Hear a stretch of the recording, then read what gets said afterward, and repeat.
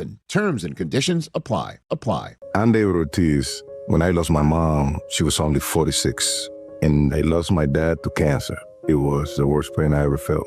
It made me think, what will happen with the people I love when my time is up?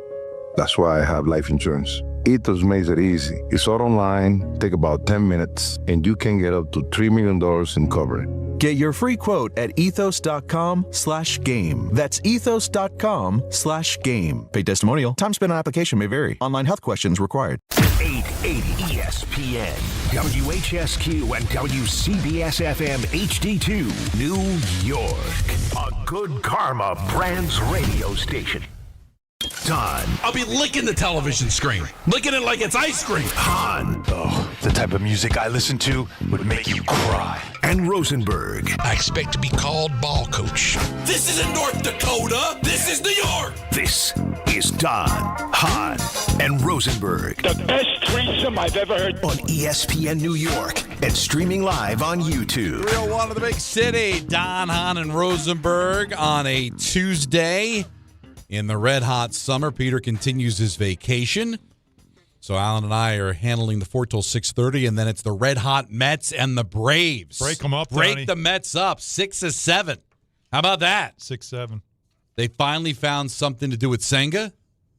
He might be the closer now. We'll see, as Devin Williams is on the DL. But the Mets are just raking on the road. They swept the Guardians, who needed the games. Mm-hmm. They took 2 out of 3 from the Pirates, who were buyers at the deadline. And now I think that's the 7th time they've beaten the Braves this year. So they're 7-4 against the first place Atlanta Braves. I mean, there's the rest of the season, and let's not forget that they're still, 14 games under 500, and the season is over. But still, they're playing well. Yankees and Mariners, as they start a series. Mariners trying to stay alive in an awful American League West, and we'll see if the Yankees can score any runs tonight. It's a Talk About It Tuesday. We'll do that at 4:30. Another Anthony Pusick letting in at 6. But we have an NBA schedule. We do. It's funny when you win a championship. Now you care about these things, right? Now it's a little bit more exciting. Me personally, I always had to care about it. But now everybody cares. As you know, when the NHL schedule comes out, it becomes now I know where I'm going to be. But now everybody's This was the most predictable, wasn't it? Come on. Did you really think that it wasn't going to be Sixers at Knicks? Well, it makes sense. But didn't make sense. I mean, I hear people complain. People just complain. Who's complaining? Oh, well, they should have played the Spurs. Make Wemby watch the banner go up. Well, that's Christmas. But when are you going to open the season against the Spurs? Well, it makes sense for a divisional opponent, right? Yeah. To get that going. You'll get the Spurs on Christmas Day. But getting Thunder Spurs as the nightcap is perfect from an NBA perspective. It's not the NFL where you're going to have the Super Bowl teams play each other. Like, that doesn't make sense. You're not going to do that. But the obvious one was the team that made the most noise in the offseason, and that team was the Philadelphia 76ers. They had to get the Sixers in. Oh, please. And the Sixers were going to play whoever the defending champions were, if it was an Eastern Conference team, and it made sense that it would be the Knicks. That just made perfect sense. Oh, here's what I want, though. It's not mandated. And Nick Nurse isn't that type of coach. But I've been wondering if Jaylen Brown, I don't think LeBron, but if Jaylen Brown's like, I think we should be out there when they're doing the whole thing. We're going to stand there, we're going to stare him down the whole time. Well, that's what you want, right? I mean, Brown, you saw Brown with the wedding video thing at Donovan Mitchell's wedding when he caught Brunson from across the dance floor, and he's like filming him, and Brunson's like, "What are you doing, dude?" Like, you know what I mean? Yeah. Like it's already starting, which is kind of fun. But like Jaylen Brown is that petty that he'd be that guy with that like sort of like the Joker expression, just watching the banner go up and all the pomp and circumstance, and he's just like, just staring it down. Like it's going to be great theater. So that was a predictable. Of course. What the weird thing is, how do you feel, Don LaGreca, about a 3 p.m. first game between the Celtics and the Pistons? Yeah. In Detroit of all places. I love day basketball. I mean, it takes me on a Tuesday. Random. Well, I'm going to tell you what it is. I didn't even look it up. All right. But like Anthony was telling me that if you look at the NHL schedule, they've scattered some afternoon Monday games, like December 7th. And why? Why? Because I think they want to give a primetime window internationally. There you go. To give them games to watch Is the NHL. NBA doing that's exactly this too? what they're doing. I think that's what they're doing. Does the NBA think a 3:00 season opener? It's going to be the first game of the NBA season. Right, 3:00. 3:00 in the afternoon in Detroit. Celtic team that's kind of been watered down. A Piston team that suddenly is like, whatever you did last year, nobody thinks cares. so. Yeah. And we're going to have them play so that in London and Paris, exactly, they can see this game on prime time. Because the first thing you think of when you see a game at 3:00 on a Tuesday, you're thinking, where is that game? Is that game in Europe somewhere? Right. Is it an international game? It's not, but it's the same kind of thing. Instead of giving them the international game there live, give it to them so they can put it on television in prime time. And I think you're going to start to see leagues do that. The NHL's doing it because they've got an international flavor, obviously, with all the international players. NBA is the same thing, right?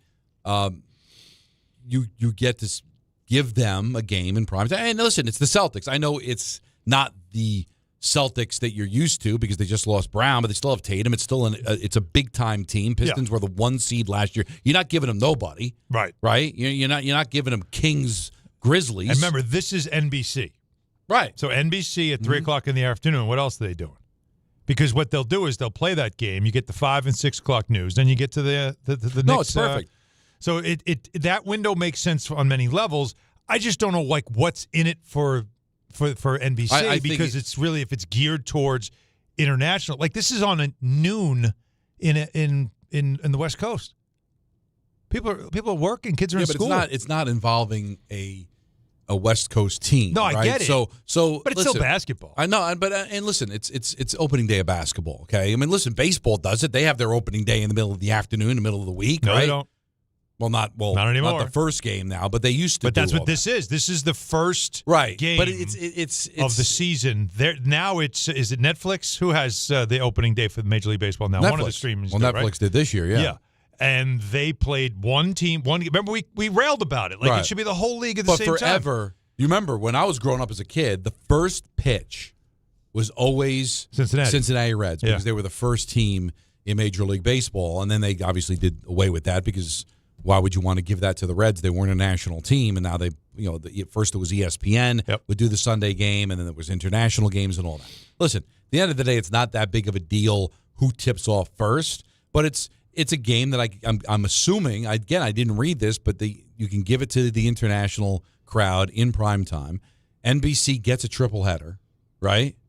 For NBC, it is a feather. You can't have a triple header without having an afternoon game during the week, right? Yeah. The ESPN does it with the NHL, but they usually would have a 6 or like a 5:30, not as early as 3. Yeah, 3 is interesting. So they can get the 3, and then the last game is like 11 o'clock. Are they thinking 3? Kids come home from school, you got a game. Yeah. Right away. You're home from school, you can watch the game. Put the game on. Yeah. Or stream it because, again, that's what everybody's doing. Could that be it more than international or a little bit of both? Well, yeah. Because, again, Adam Silver has said it. They're already talking with clubs in Europe with the idea of partnering up to create a division in Europe. That's something that he wants to do one day. And so this is, I think, geared towards that and also part of the after-school special.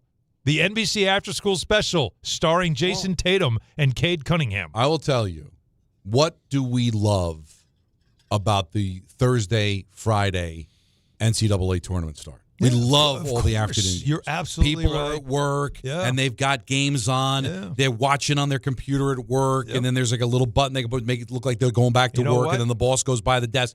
That's we saw a great it during reference. COVID. That's a great reference. Perfect. Why not try to stir some things up earlier in the day? Now, maybe it affects the attendance because now it's tougher to get to those games. Because remember, those afternoon games during the NCAA tournament, there's usually nobody in the building. Yeah. But it's on television. But I think everything right now is slave to TV. That's a good point. First of all, the NCAA thing is a great – that's a perfect parallel to make here. The NBA, or maybe it's NBC, is saying, why don't we do this like you would do the tournament? Yeah. We're going to open the season. We're going to take the whole day. And so people will be so excited about the start of the season That is 3 o'clock. It's later in your work day. You're at your workstation. You're in your cubicle, whatever it is. You put in the game. You can watch it streaming. So for NBC, it's Peacock's going to get a lot of hits. Kids on the bus on the way home, got it on the phones. That'll get some hits. You get home, you put it on the TV, whatever it is. Maybe that's – You get home at 5 o'clock. You're right there feeling. for the start of the fourth quarter, and you get to see the end of the game. Yeah. You're just making it a part of your day. Yeah. I noticed it during COVID. You remember during COVID, we'd get all of these like games in the middle of the day. Yeah. Because they're trying to make up all these games. The games were in the bubble. They were playing in the same building, so they had to put like 5 games in one day. So there were games at noon. There were games at 3. We saw it in basketball and hockey all the time. I remember doing the K show. It was kind of cool that there were games going on like during the show. Yep. And maybe there's something about that, too, that we're going to start to see. Like I said, the NHL's toying with the idea of doing it on Mondays. If you take a look at the schedule, there's a few. Anthony told me that there was a game in the afternoon on December 7th. And there's a few other ones. And maybe this I think the Islanders are in one of those. Future. Now, I think there was always those like President's Day ones or Martin Luther King Day, like holiday stuff. But now I think maybe they're onto a little something here of just trying to create a window of, hey, there's nobody else. There's no competition, right? Like when you get to October 20th, on opening day of the NBA, when the Knicks play at 7 against the 76ers, from a national standpoint, there will be competition, right? There'll be NHL games going on. There'll be baseball playoff games going on. But at 3 o'clock, when the Celtics play the Pistons, there's no other sports going on, right? That's it. Yep. I guess there might be a day playoff game. By that time, I think we'll be done with the day. By October 20th? Yeah, October 20th, I think we'll probably be the LCS by then. We'll probably be in the League Championship Series. So I guess there's something to that, right? Like, that's not great. It's not prime time. Well, you know what? You got no competition. The NFL's not playing. It's Tuesday. Right. So, and it's not Christmas. We'll get into that in a second. But I think it's a really good idea, and we'll see if it works. So, yeah. All right. So that we knew the Knicks would be there, but it is interesting that this is, although it's the premier game, it's not the first game. So the Knicks actually will be the second game of the day, opening day. But opening night, they will have the banner. It will be LeBron and Jaylen Brown and the Sixers and all that stuff. So plenty of drama in the building that night.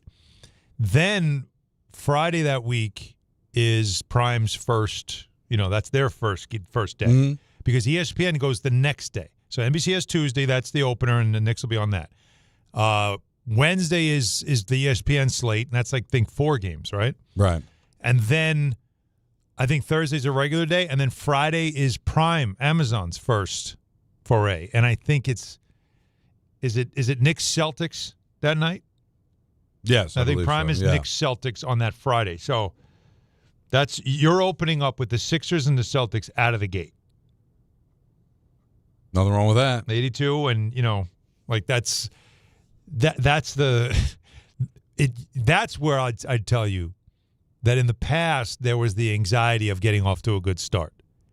And there was always that concern and all the stuff that comes with it. And look at the league stacking up all these tough opponents early. Look at all the road games. Like, there'd be always this thing. I'm telling you, Don, I wonder from Knicks fans, is there any anxiety whatsoever going into this season? Or is it all whatever? You know what I mean? Like, I don't know. Because I told you that friend of mine that texted me about how he doesn't know how to feel anymore because he's like, I feel like I lost a part of my fandom because I don't have that feeling of, just perpetually being miserable.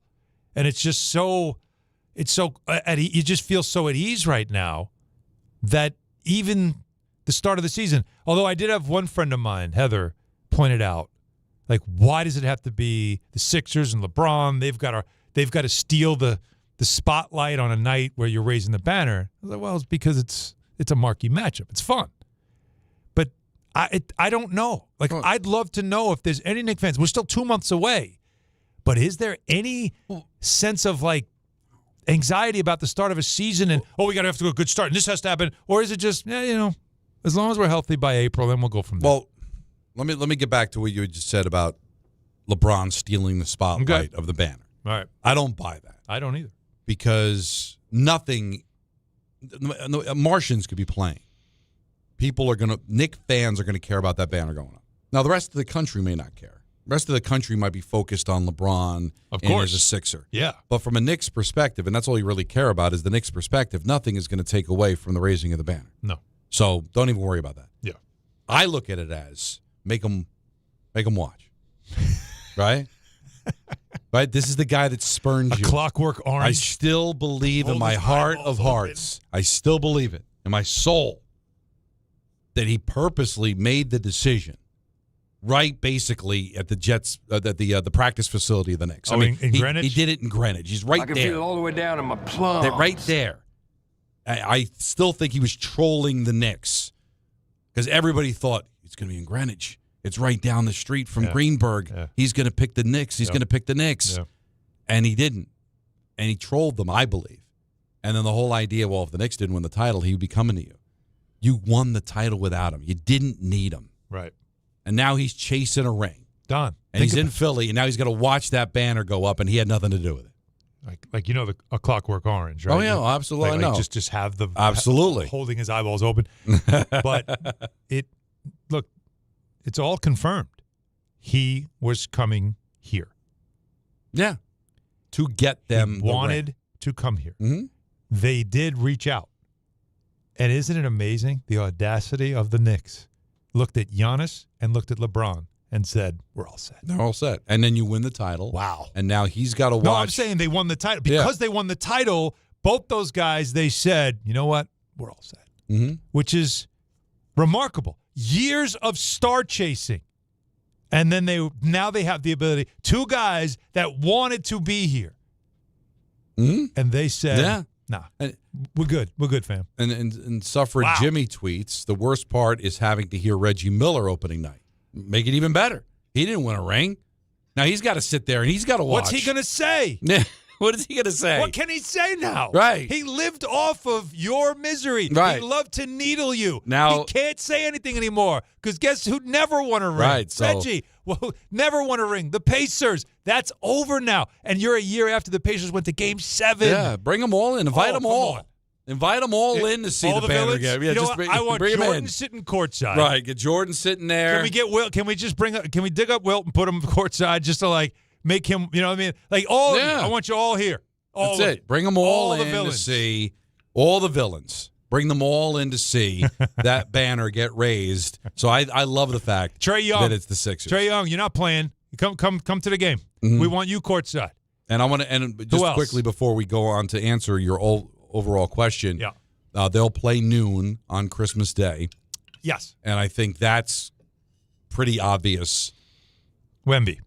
Wemby. But what people are complaining that it's at noon. I think it's good that it's at noon. Oh, no. It's perfect. Because they strategically put that game at noon because they know they're going to lose audience once the football gets going. And when does the football get going? The first game is at 1 o'clock. It's Packers-Bears. Wow. But Knicks fans are going to stick to the Knicks. And so will Spurs fans. And then they'll parachute into the second half of the football game. Yeah. But if the Knicks were in prime time, then it becomes really tempting. Yeah, because there's the 3:30 window, which is a big one. That's the big one. Mm-hmm. Usually that's the marquee game, the 3:30.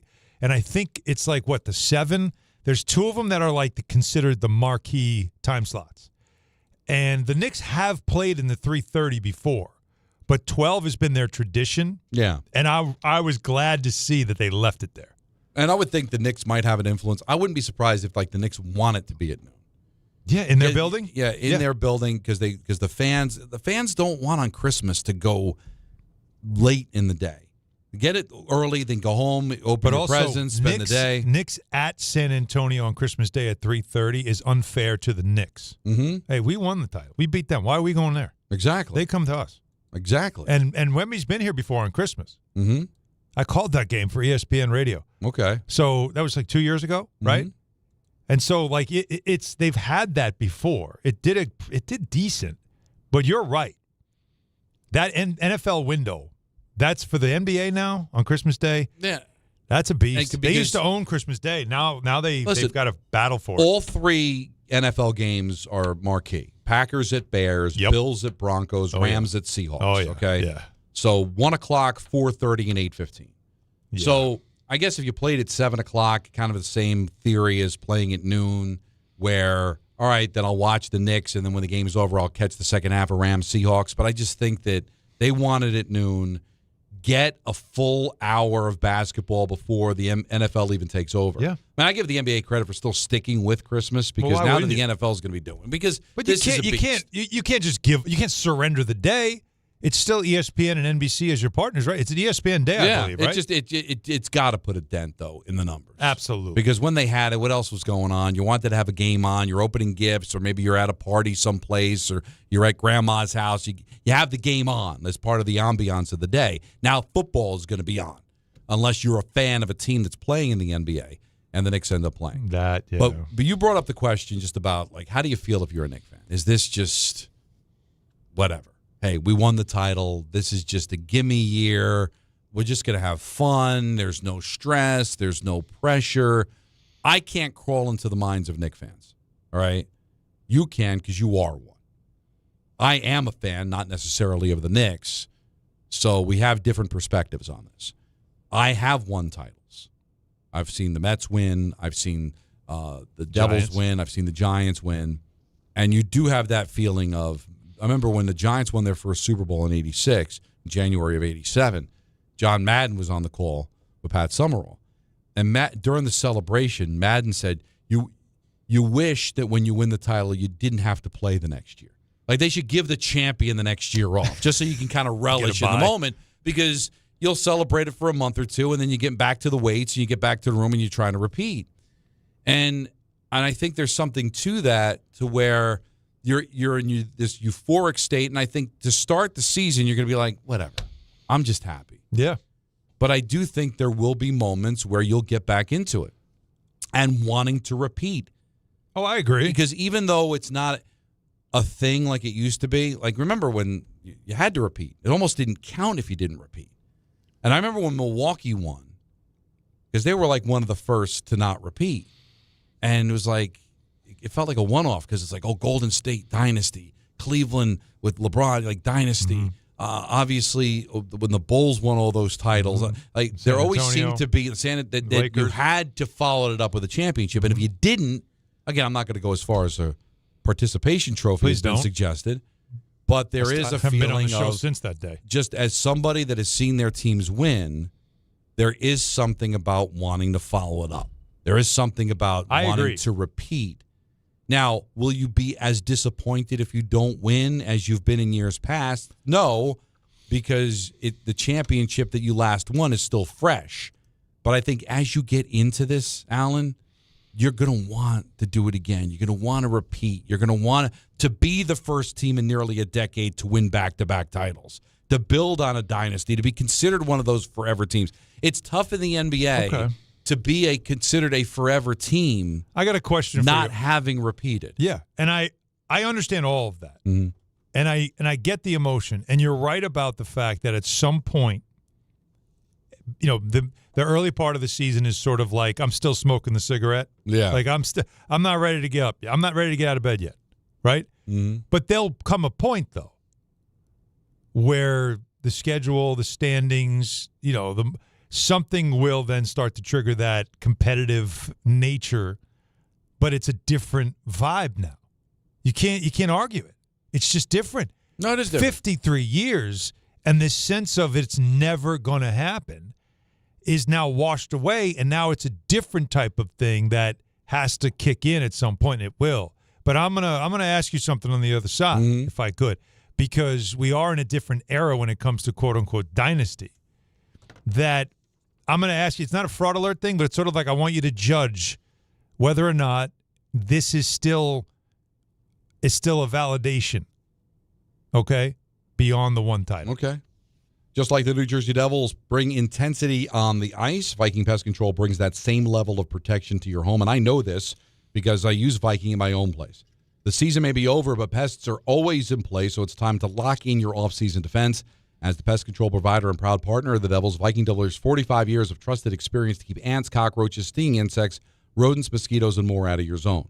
Their local team builds a personalized game plan that actually works, and when you bundle pest control mosquito services, you score big savings. One call, one company, total peace of mind. Visit VikingPest.com, protecting your home inside and out. Your calls at 1-800-919-3776.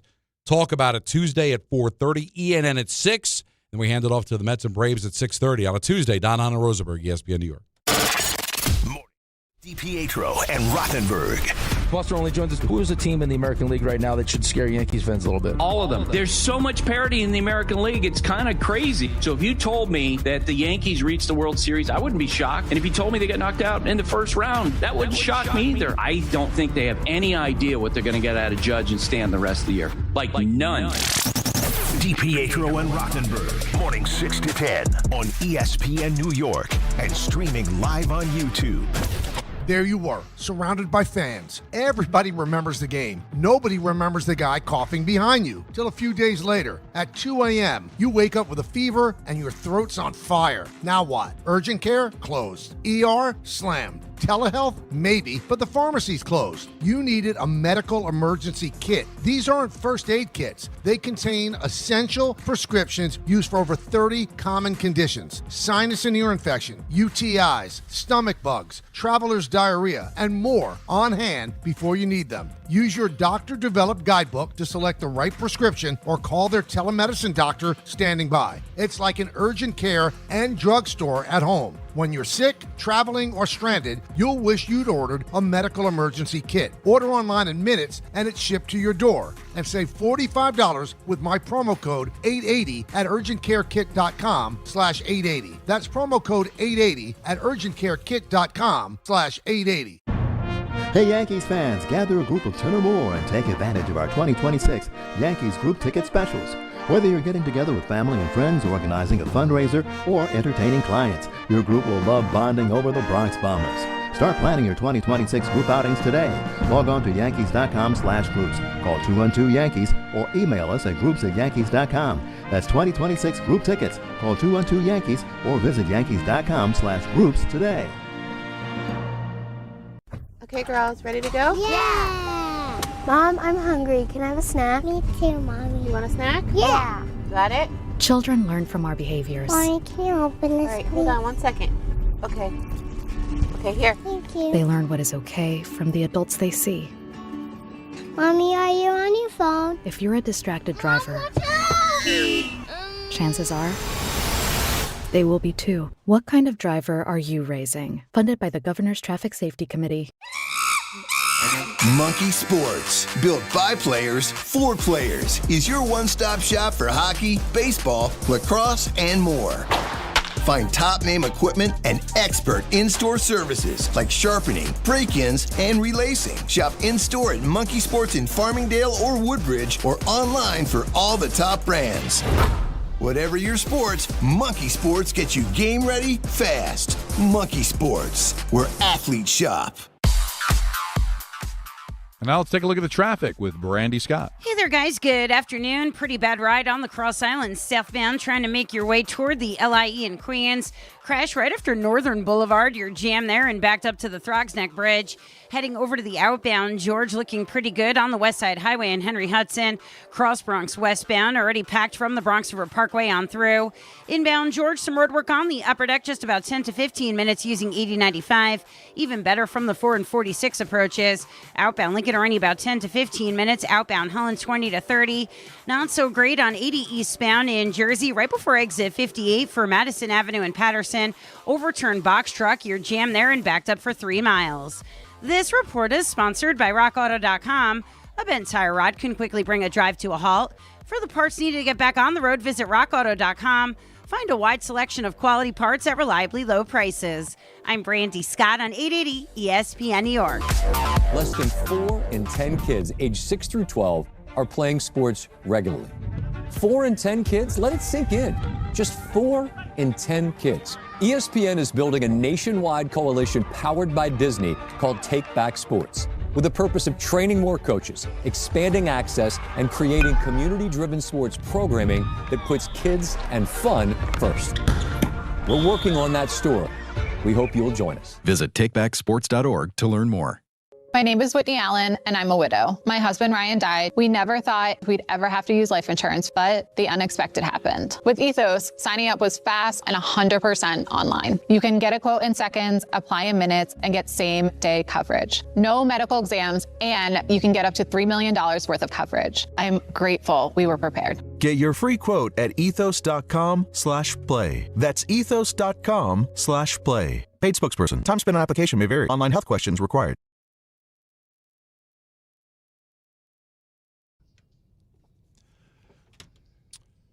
Don on Rosenberg with you until 6:30. So you had given the tease, where you had asked me the question. So I want you to just give me a ruling here, because you did the participation trophy thing, which my good friend Vince Goodwill loved needling me. Right. And that was his way of kind of needling, and it people took it and eviscerated him for saying it. It was disrespectful. Yeah, but the point, he was trying to make money, just went a little too far. Whatever. Right. All I know is that this is now 8 years in a row where it's been a different champ year after year. And it doesn't mean that a team has won. Now, you've seen teams. You just mentioned one of them is the Bucks. But there are teams that won and then just kind of floated away. Celtics won, but they were in the finals the 2 years before that. They've been good. Oklahoma City lost in the conference final, but you don't think they're going away, right? So, there seems to be at least a little bit. Denver, that's one to watch, because I thought Denver would be for a couple of years really good, and they really haven't held on.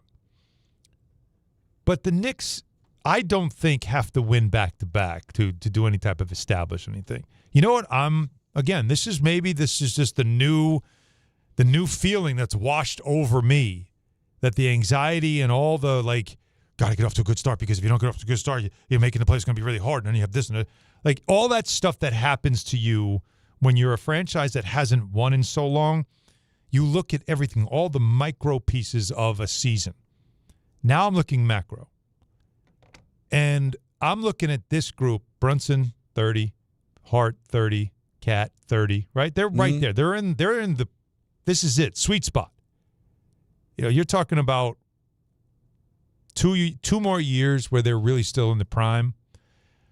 And if you remember the teams from the 70s that won their titles, they didn't win them back-to-back. No. They won in 70.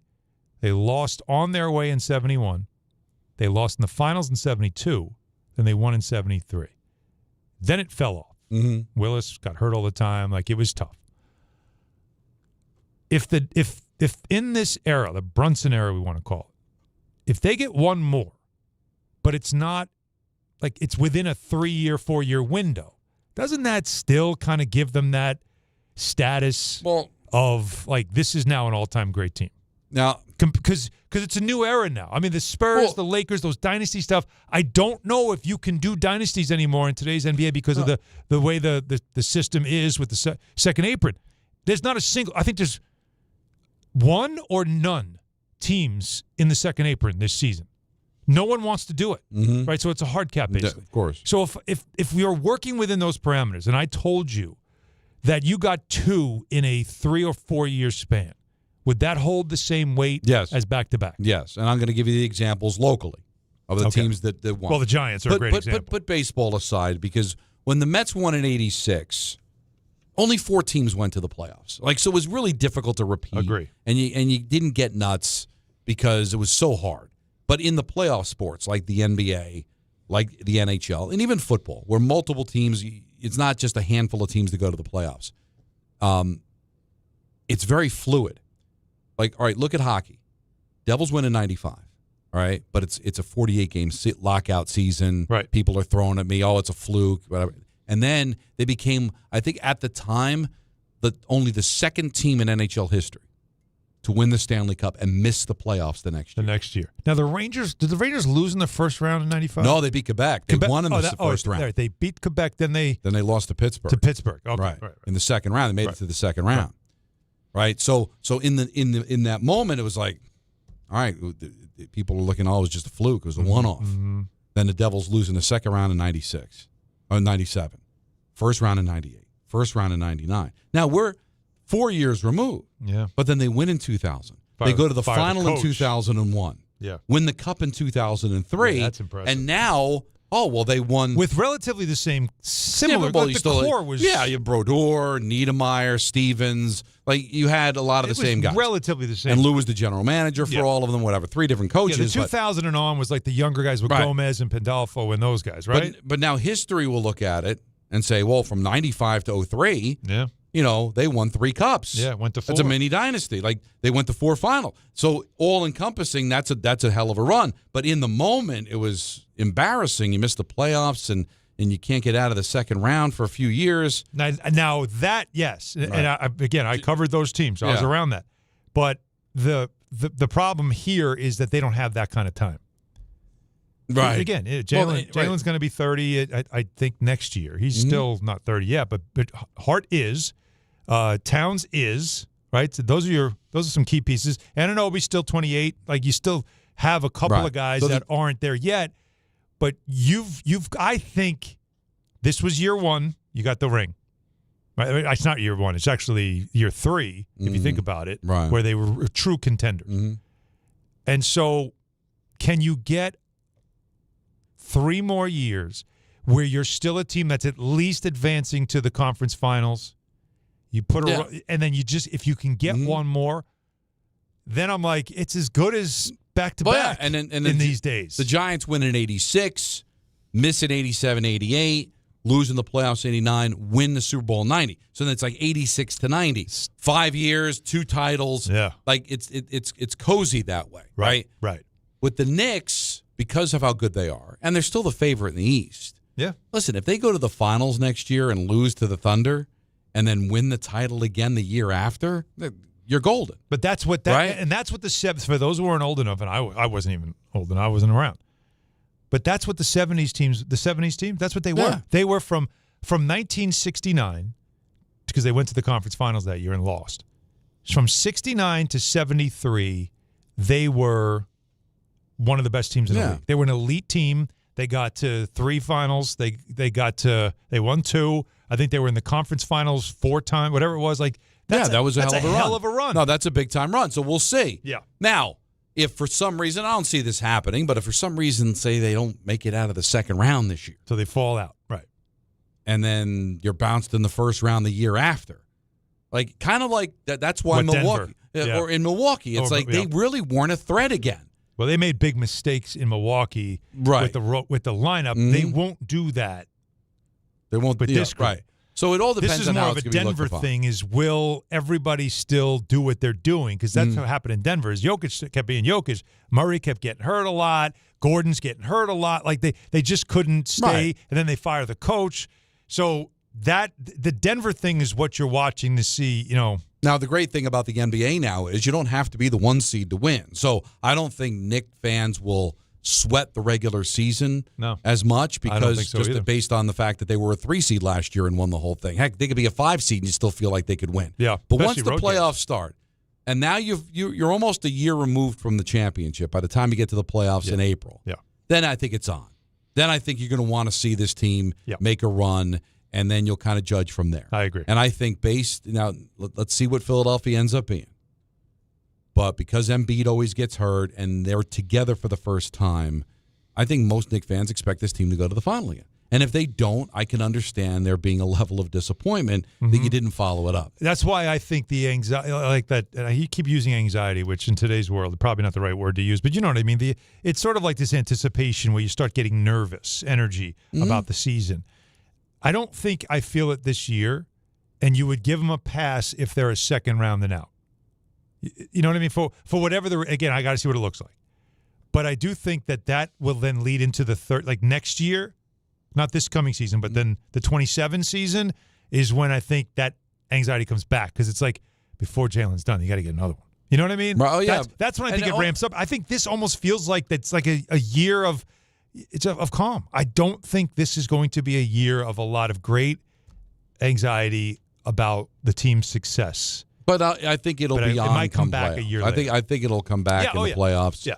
And then we'll see. Now, if you went to the finals and lost to the Thunder in 7, are you going to be punching walls? No, you'll feel like, wow, we almost got another one. And then maybe you do get the other one the next year. I still do think the West is has some really good teams. Yeah, but they beat the hell out of each other. They do beat the hell out of each other. And I do think the Knicks have stiffer competition now than they had last year with LeBron and Brown together. And I'm telling you, if Embiid can give them 70 games, I would not be shocked if they win the conference.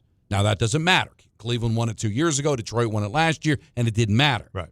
But that's how good I think this Philadelphia team can be. Yeah.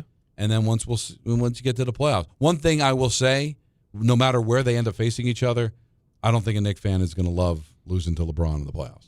Oh, God, no.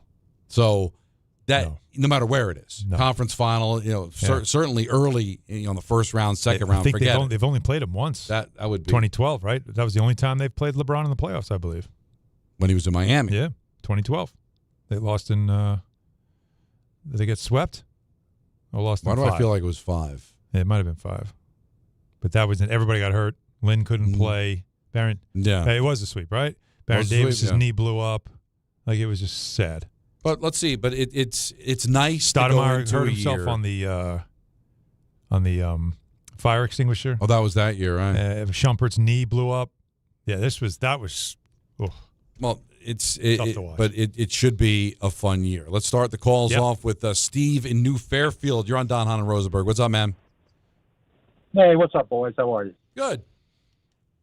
For me, before you were asking how Knicks fans feel, first of all, for me, it's still, I've come around a bit. It's still a bit surreal to not care about your first-round pick, or in the past, it's like, I hope this Knox kid. It's still, and other teams win it, not us. It still hasn't hit me yet, Al and Don, but regardless of people I know, my friends and family, there's not an anxiety, there's not a complacency. Most of them are excited. They want to defend this thing. I think a lot has to do with the juice now in Philly and Giannis down in Miami. So I think there's just a real confident excitement in most people I know going into next season.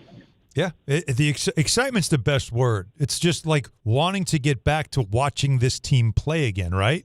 Like, Steve, I think that's the vibe I've gotten talking to a lot of Knicks fans. A friend of mine asked me if I was having like postpartum because when Game 5 ended and they won the championship and then the parade, and then it was sort of like there's nothing else to watch. Yeah, like it's over. And like I want to watch this team play again. And you know what I think a big part of it, too, is not to overhype him. We all love him. But there's a guy on this team that he's different, man. And he's just – they're not going to be 3-7. And once they get punched in the mouth up, and people are going to come shooting first. Right. First of all, we're New York. You're right. So there's that anti-New York bias anyway. When we get hit in the mouth, we're not going to go on a 10-game complacent slide. Jalen's just a different dude, man. No, he is. I agree. What I'll say is that it's so difficult to repeat because you find things just sometimes don't go your way. The things did go their way last year. Yep. And then all of a sudden, like the law of averages kind of turn, and now and I'm not saying they can't win again, but it's going to be harder. Well, think about the target's on your back. He's right. Not just the target on your back, but it's also New York. Yeah. Like, so they're going to be all over. Oh, it, and the noise that was made. Yeah. Yeah. But the best thing about this is that Brunson already has the fuel to the fire because he's got the fact that the Knicks won, and there's still some people that want to dismiss it. There's also the fact that I know it's small, but it's not in that world. These are men with egos. NBA 2K put Wemby on the cover. Yeah. Not the champion. They put him on. Now, I understand why, but still, if you want to use something, use that. Oh, there's plenty to use. There's a lot of that. And this group, and I've said this before, this group doesn't think they've actually played their best yet. They know we gave teams 20-point leads in the first half. Like, we didn't show up until 8:15. Yeah. The game started at 7.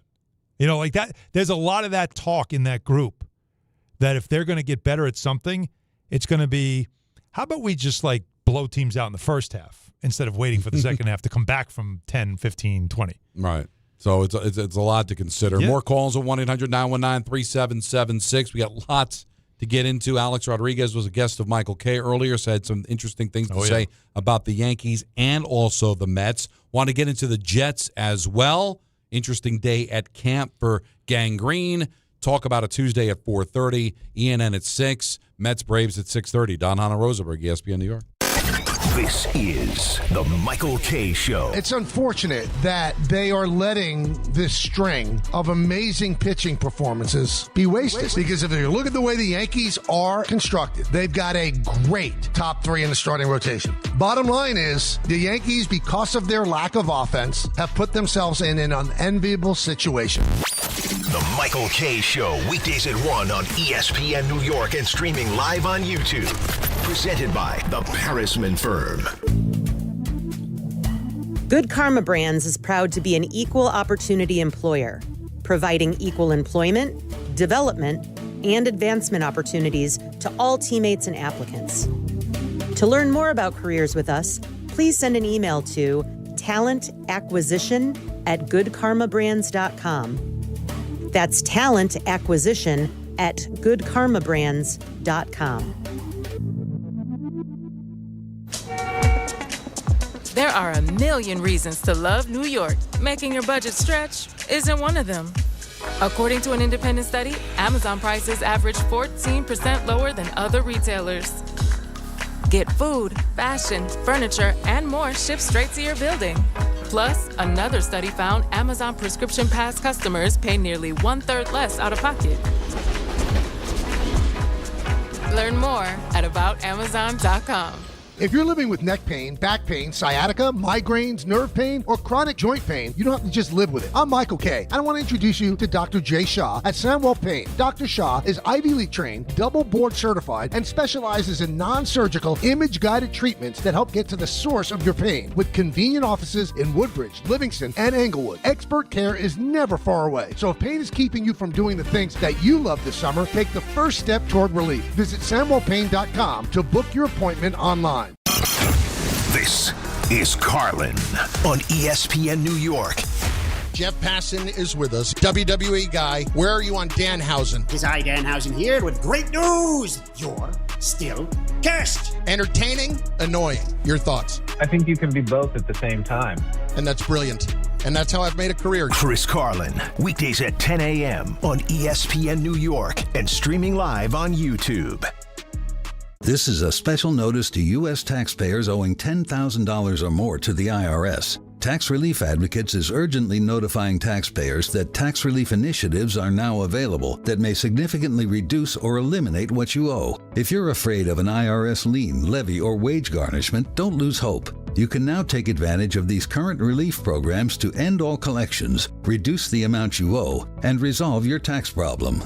Even if you have years of unfiled tax returns or are already in a payment plan, you may still qualify for significant relief. Struggling taxpayers can now get relief they need during these hard economic times. A hotline has been established by Tax Relief Advocates for you to call and see what you qualify for. They are A+ rated with the BBB and have over 1,000 five-star reviews. Don't wait. Call 800-575-9087. 800-575-9087. That's 800-575-9087 or simply visit TRA.com.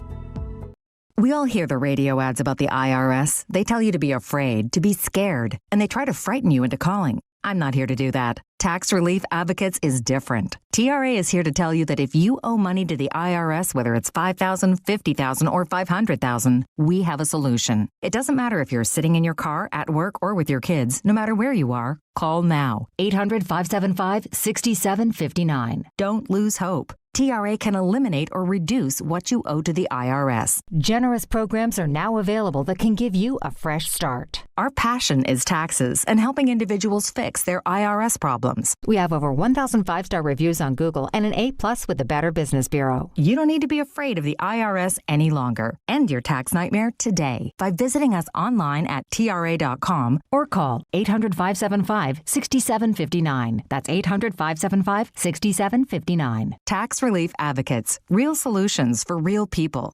Congratulations, New York. The Knicks did it. Through battle after battle, they dominated to become this year's NBA champions. Day in and day out, the hard work paid off. And you were there every step of the way. Enjoy the crown. Own it, because this year is your year. A part of your legacy that will never be forgotten. So celebrate this moment, show your pride, and shop the largest selection of official NBA gear at NBAstore.com. A Fanatics experience.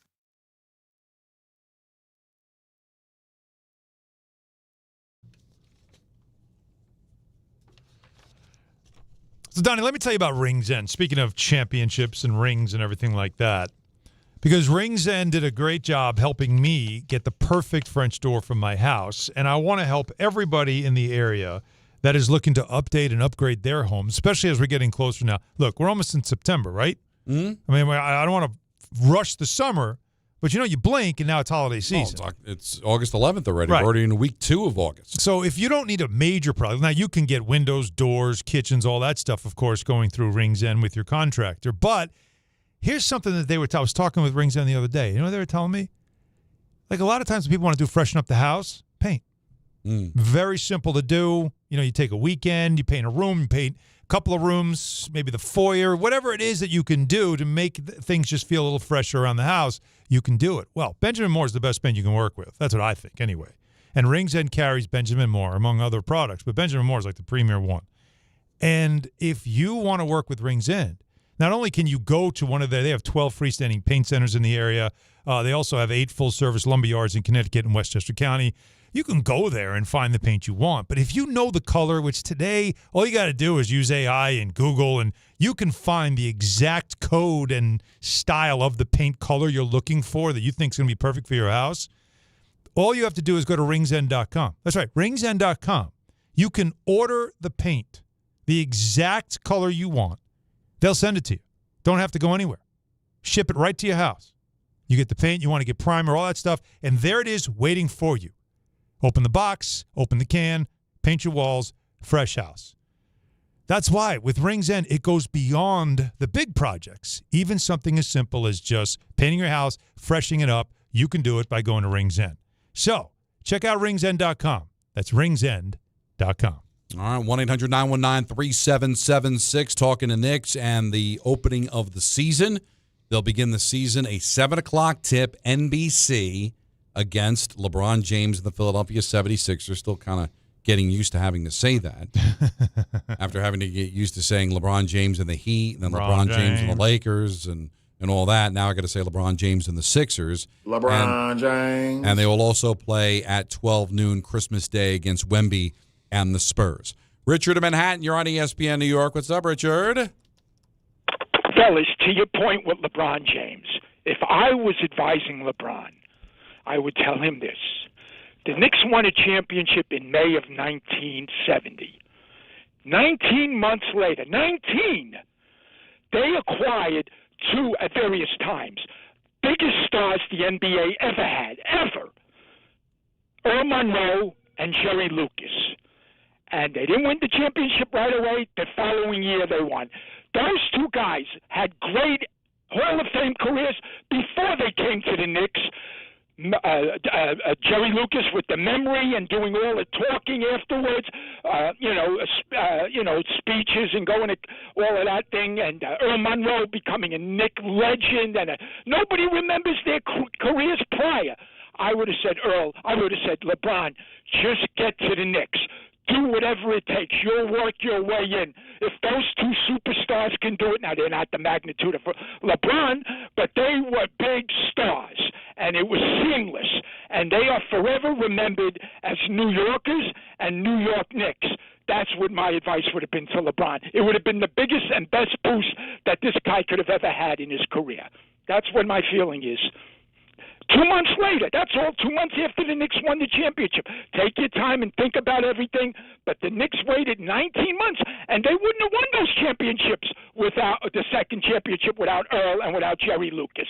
That's how, as great as that starting 5 was in 69-70, they had to refurbish. So don't think that this team, just because they're a great team, we're hoping and all.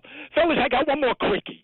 You guys will like this one. Is there ever been a manager-coach that had a Hall of Fame career? I can only think of Joe Torre, and he didn't have a Hall of Fame baseball career, but he had as close to a Hall of Fame baseball career and then a Hall of Fame coaching career. I mean, the only guys I can think of are Lenny Wilkins and Gil Hodges, but I don't know if Lenny Wilkins didn't have a Hall of Fame basketball career. Pat Riley, Phil Jackson, Steve Kerr, of course, were not Hall of Famers. Don, you would know. Was Jacques Lemaire and Larry Robinson Hall of Fame coaches? You know what I'm trying to say? Hall of Fame players and then become Hall of Fame coaches or managers. No, probably I wouldn't say Jacques Lemaire was a hell of a coach, and so was Larry Robinson. But one cup does not get you into the Hall of Fame as a coach. Mm-hmm. Great player, Hall of Fame player, Hall of Fame coach. I can't, because none of like Ted Williams wasn't a great manager. Mm. Like Lenny Wilkens. Thinking of the NFL too. Well, the NFL was Forrest Gregg. Yeah, you're going. I'm going back to. He was. I believe Forrest Gregg is in the Hall of Fame as an offensive lineman. Did he do enough as a head coach? No. He took Cincinnati to a Super Bowl. He wasn't a Hall of Fame head coach. You know, Larry Bird didn't do anything. I don't think there's really anybody. Is there? Am I missing somebody? Yeah, Bird would be one. McHale. But, you know, again, you'd had to have, as a head coach, at least gotten one title. So it's I'm not. Yeah, there's no. It's because it's hard to do. Like, what Hall of Fame player would want to then dedicate himself to being a coach? Like Yogi, but, you know, Yogi managed, but it wasn't like anything that would have made him a Hall of Famer as a manager. No. Stengel. And hockey, like Lemaire. Lemaire's not, you know, God love him, not a Hall of Fame coach. Larry Robinson's not a Hall of Fame coach.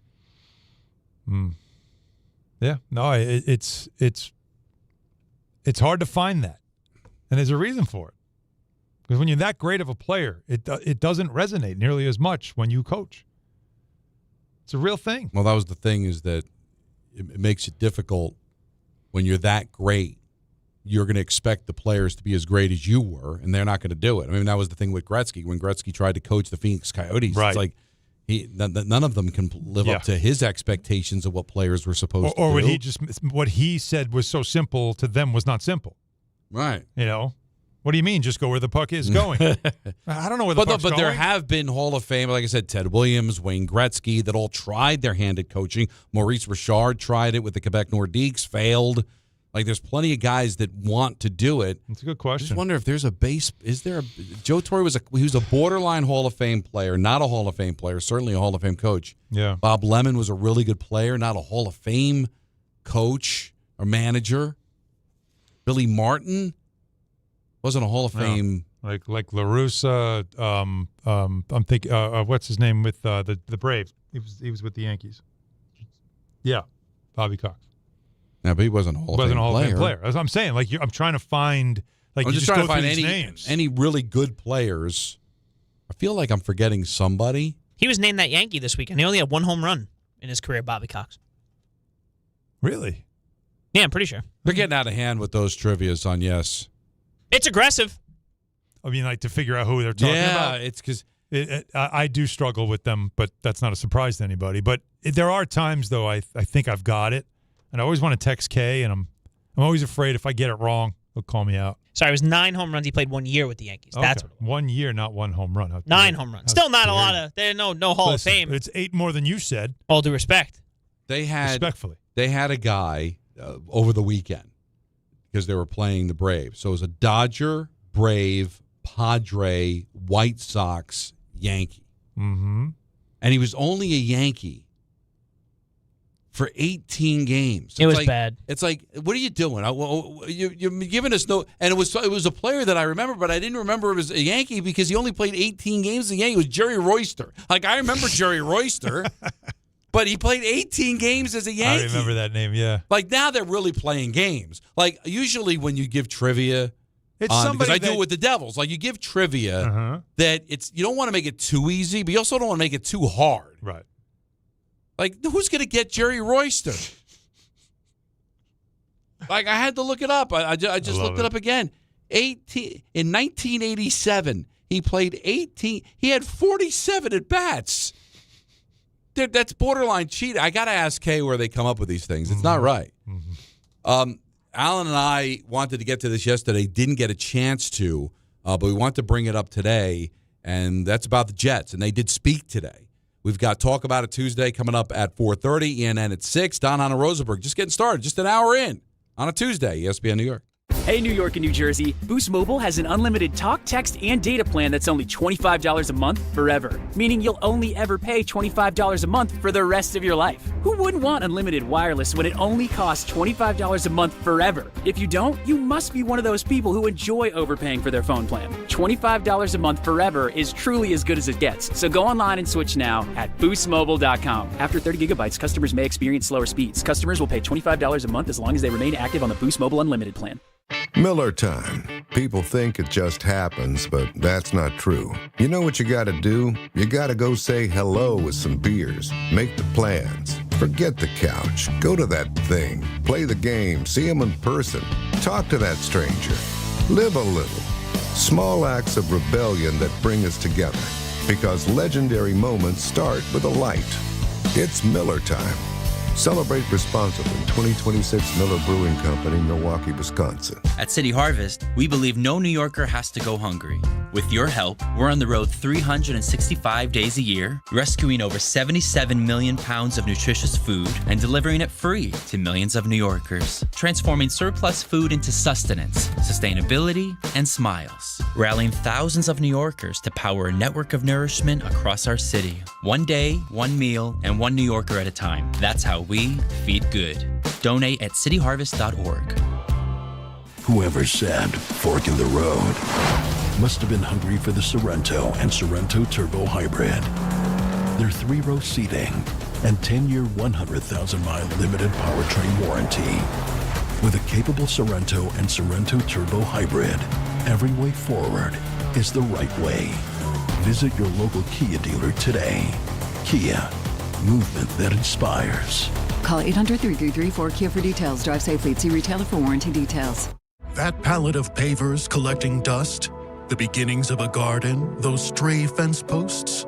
Are you haunted by half-finished projects on your land? John Deere is here to say, not anymore. Our compact tractors allow you to swap implements easily, and they're backed by the nation's largest dealer network. You always had the right idea, and with the right tools, those projects can get finished for good. Nothing runs like a Deere. Learn more at johndeere.com/compact tractors. I'm David Ortiz. When I lost my mom, she was only 46, and I lost my dad to cancer. It was the worst pain I ever felt. It made me think, what will happen with the people I love when my time is up?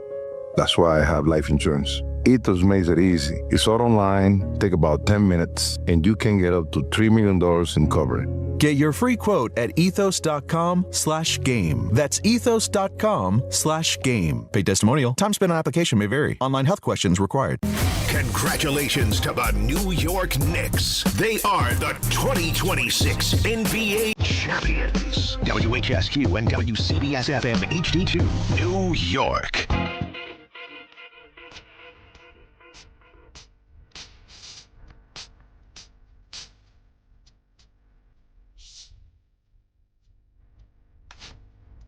.402 in the big city. Yeah. Don, Hahn, and Rosenberg with you till 6:30. Then it's Mets baseball. Winners of 6 of 7. Mets will be in Atlanta to take on the Braves. We've got Talk About It Tuesday coming up at 4:30. Should be a lot of fun. We got some suggestions for Hall of Fame players, Hall of Fame managers. Somebody called Anthony off the air and said Rod Brindamore. God love Ron Brindamore. Shout out Patton, Connecticut. Had over 1,000 points in his career. He compiled. He played forever. But he never had a 40-goal season. You know, he averaged 25 and 40. I think it was 25 goals, 40. He's not a Hall of Fame player. Okay. Won a cup, captained a cup, and he's been a hell of a coach. Wouldn't put him here. Anthony in Mayapac's got one. You're on ESPN New York. What's up, Anthony?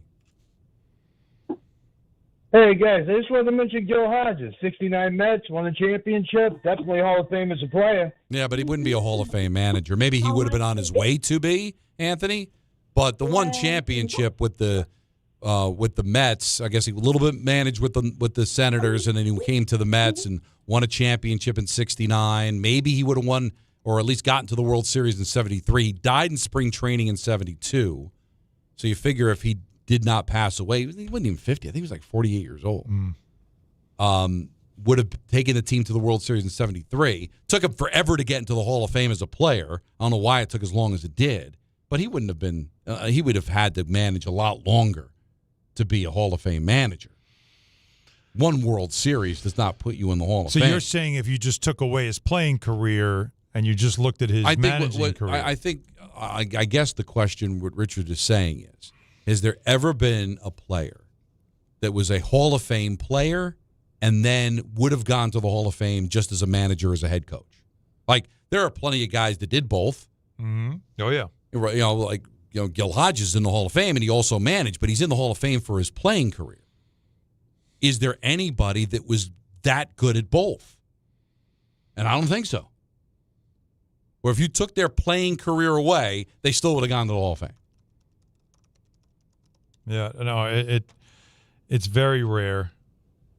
Now, Robert in the Bronx brought up somebody we had brought up. Who do you got, Robert? Robert?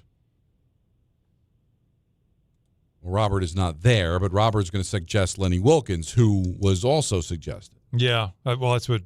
But was Lenny Wilkens in as a player?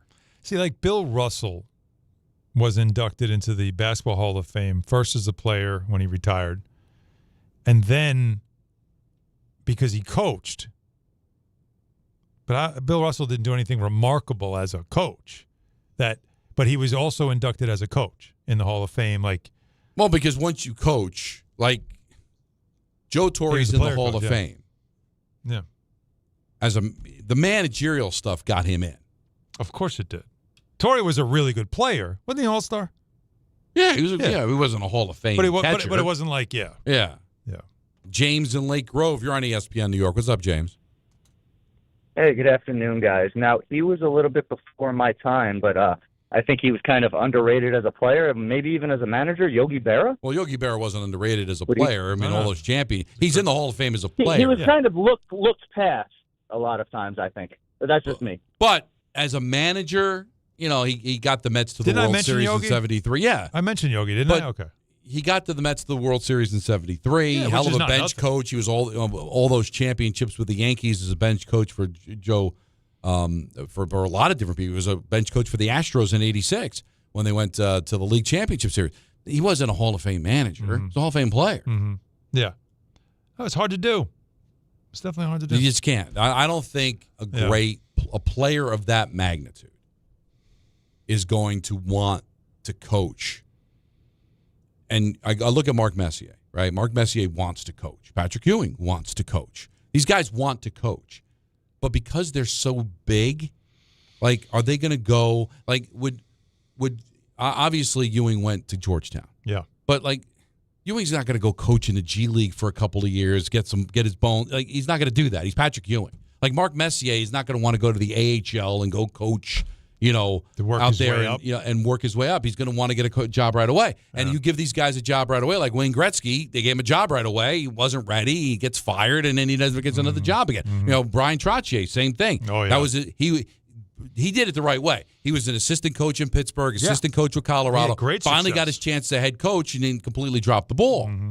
Maybe if he had been a head coach down in the minor leagues for a little while, then maybe it would have been a different story. These guys aren't going to want to pay their dues the way a lot of other managers and coaches are going to if they're that great. Are they going to go ride a bus in the minor leagues and go coach for some AA or AAA team to get the experience to become a manager in the big leagues? No, probably not. And that's Aaron Glenn's story, right?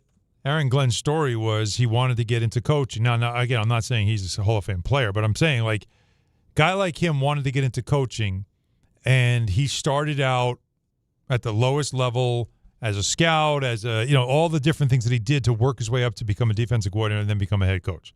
He didn't just say, hey, I played in the league, I'm a guy, I should get a top job right away. Worked his way up, wanted to learn his way up, and that benefited him. Now, the great Joe Nolan, I'm not sure you're familiar with his work, PA announcer over at the Jets. Long-time traffic guy, yes. Salt of the earth, exceptionally talented. I'm saying all this because he's listening, but it's all true. Mm-hmm. He texts me, and you might be able to answer this better than me. Tommy Heinsohn. Oh, yeah. Absolutely. Yeah. Tommy Heinsohn was a great player. and he had great success as a coach. So that's a good one. We've got or of course, how Ronald Reagan pronounced it. Hahn shown. Yep. Do you believe that Peter never heard that? A Celtic fan. It's so good. Never. It's you've heard it, right? Oh yeah. Yeah. Did you hear it? John.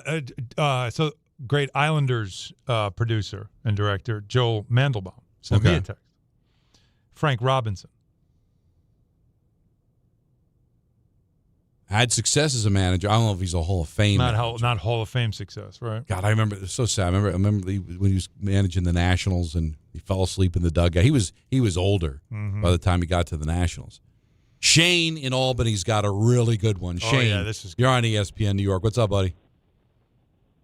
Hey, guys. I just thought about it, and I kept waiting for one of you to say it. I thought Mike Ditka, had an elite tight end career, good head coach. I know he only got the one ring, but that Bears team is famous, Shane, you probably came up with the closest. Yeah. Because did the New Orleans thing, though, take something away? Would he still be in? Because, again, if you think about it, he won a Super Bowl with the Chicago Bears, which sounds almost impossible if you think about it, right? Like, if you think now about their history.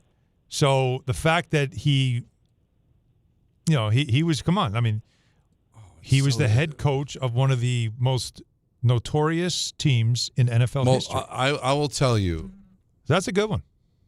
You could make the case. It's two of the greatest seasons back to back. They go 15-1, win the Super Bowl, crush everybody in '85. The '86 team was 14-2, but the Redskins upset them in the divisional round. Yeah, but that's a team that literally went 29-3 over a 2-year span in the regular season. Yeah. Now, the Saints thing was bad. The Ricky Williams thing was bad. Yeah. Him on the cover of Sports Illustrated, he got Ricky Williams to put on a wedding gown. Mm-hmm. That it was bad. Mm-hmm. But was he a Hall of Fame coach? Well, because wasn't that Buddy Ryan's defense? It was Buddy Ryan's defense. Remember, they both got carried off the field after they beat the Patriots in '85. Although Buddy Ryan never found that same success as a head coach. He had good years in Philadelphia, right. But didn't win a championship the way Ditka did in Chicago. But Ditka getting credit for that team's toughness and defense, and all, it really was Buddy Ryan. What? Am I wrong? No. Again, I was very young then. No, that was his defense. I don't know more than just, the fridge and all that stuff and the Roselle headband and sweetness. Yeah. But I'm talking about the real inner workings of that team. Wasn't it like Ditka versus Buddy Ryan for a lot? Oh, big time. Yeah. Big time.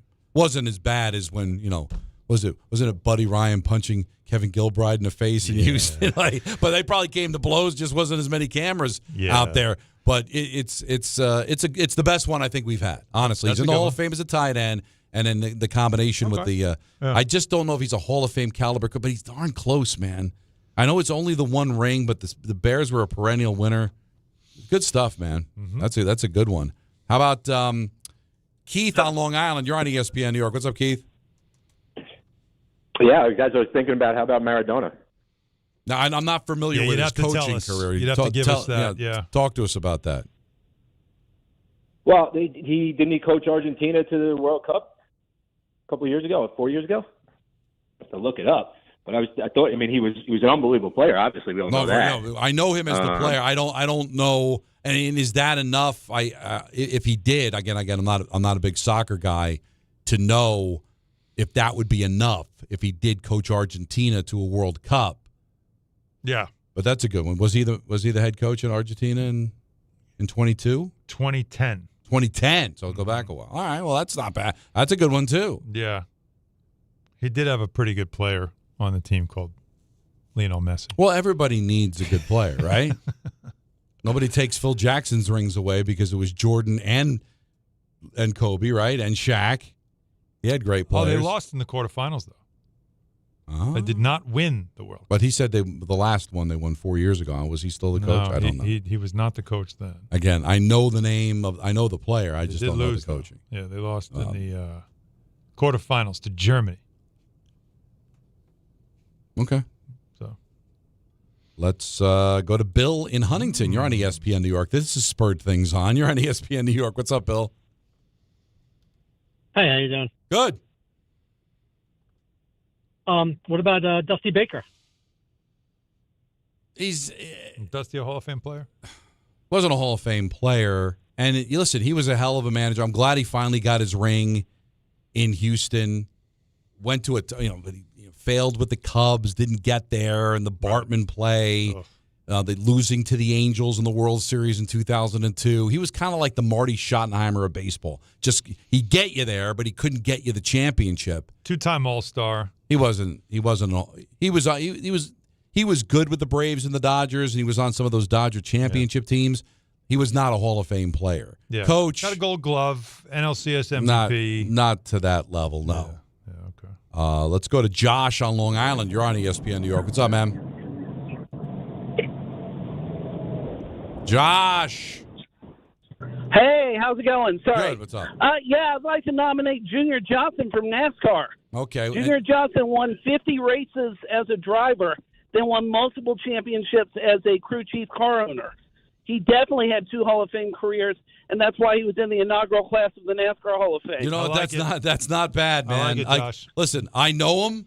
I know the name. Obviously, he's before my time as a driver, but I know the name, and it sounds like it clicks all of the boxes we're looking for. What you're looking for crew now? Chief Again, would be like crew the chief is a equivalent of head coach. coach Absolutely. in auto racing. And so you're a great. See, that's the other thing. It's really not easy to do. A great driver doesn't always make a great crew chief because again, it's the demand, it's the egos, it's all the things that don't always work. For Junior Johnson, it certainly worked. Let's go to Kirk in the Bronx. You're on ESPN New York. What's up, Kirk? Hey, Don. What's up? What's going on, Hahn? What's up? Hope all is well. We share a kindred spirit, me and Don, because I have twins. They just turned 9. Oh, on the okay, 8th, cool. And you have twins that are going to turn, I think, 8 next week. No, they turn 9 December 5th, so they're closing in. Okay. All right, cool. So this is a stretch in terms of maybe honorable mention, but what about Willie Randolph? Now, I know there's a lot of people. Well, it's a stretch on a bunch of levels. There are people that believe as a player he deserves more consideration to go to the Hall of Fame. He was like a 5-time All-Star. He was on championship teams with the Yankees in 77 and 78. Went to the World Series in 76 and 81 and lost. But he's not a Hall of Fame manager. I think he got jobbed by the Mets, way he got fired and everything, and the way they blew it in 07 with the lead, and of course losing to the Cardinals in 06. But I appreciate your love for Willie Randolph, the player, but as the manager, he just doesn't click that box. Al, Long Island, you're on ESPN New York. What's up, Al? Hey, what's going on? So, lifelong Broncos fan, so I'm going to throw out Dan Reeves. Dan Reeves, I would have no problem as a coach. What, 5 Super Bowls, right? I mean, lost them, but, taking his team to 5 Super Bowl. The problem is, heck of a player. He was not a Hall of Fame player. He was a running back for the Dallas Cowboys, played like 100 games in the NFL, like 8 years, and he was more of a blocking guy. He's not a Hall of Fame player. I think we're starting to lose the conversation here a little bit. Well, it's everybody's, I love the just kind of the input, just throwing names out there. What do you guys think of this? How about this name? How about that name? Yeah. Because we were trying to say, are we missing anybody? Is there somebody we're just not thinking? But I think Ditka was a good one. Dick is a good Certainly, Junior Johnson's a good one. That's it's creative, good. but it's a good one. But we were, Berra, Hodges, like those are, you gotta really kick those around. It all started with Richard talking about Torrey, who was a borderline Hall of Famer as a player. Right. And clearly a Hall of Fame manager. Was there anybody that was a Hall of Famer at both? And I can't clear think of cut. it. A clear See, that's cut. the thing, too. It can't be a debatable where you could make the case. If you tell me you could make the case, then he's not a Hall of Famer. That's how I got to look. That's how we're going to judge this conversation. Yeah, of course. And it just not necessarily all conversations, but this particular one. If you say you could make a case, then you can't make it. Yeah, you can't make the case. The idea is that clearly Hall of Famer is a there's player. no name out there that is an obvious because Torrey, you could make a case. Oh, see, because people parachute into the middle of conversations. That's fair. This is not a segment on Hall of Fame players that became managers or head coaches. No. These are guys that were Hall of Famers at both. Yeah. And we haven't really been able to come up with any slam dunk guys. Like I said, Ditka was good. Even Lemaire and Robinson were good because they both won cups as head coaches and were good head coaches. What we're saying is they're in what you would have to say have happen. He's in as a player. Then he becomes a coach, and then they put him in again. Because they would probably do that, right? Well, that they did that with Bill Russell. Right, but that was more an honorary thing. I think right? He wasn't a great head coach, right? Like Don Nelson is who we just lost. Right. Like he was a really good player. He won championships as a player. He's one of the second winningest coach, I think, in NBA history. Right? So there's a guy that if you wanted to make the case, like there's your make the case, right? That's all I could think of. Yeah.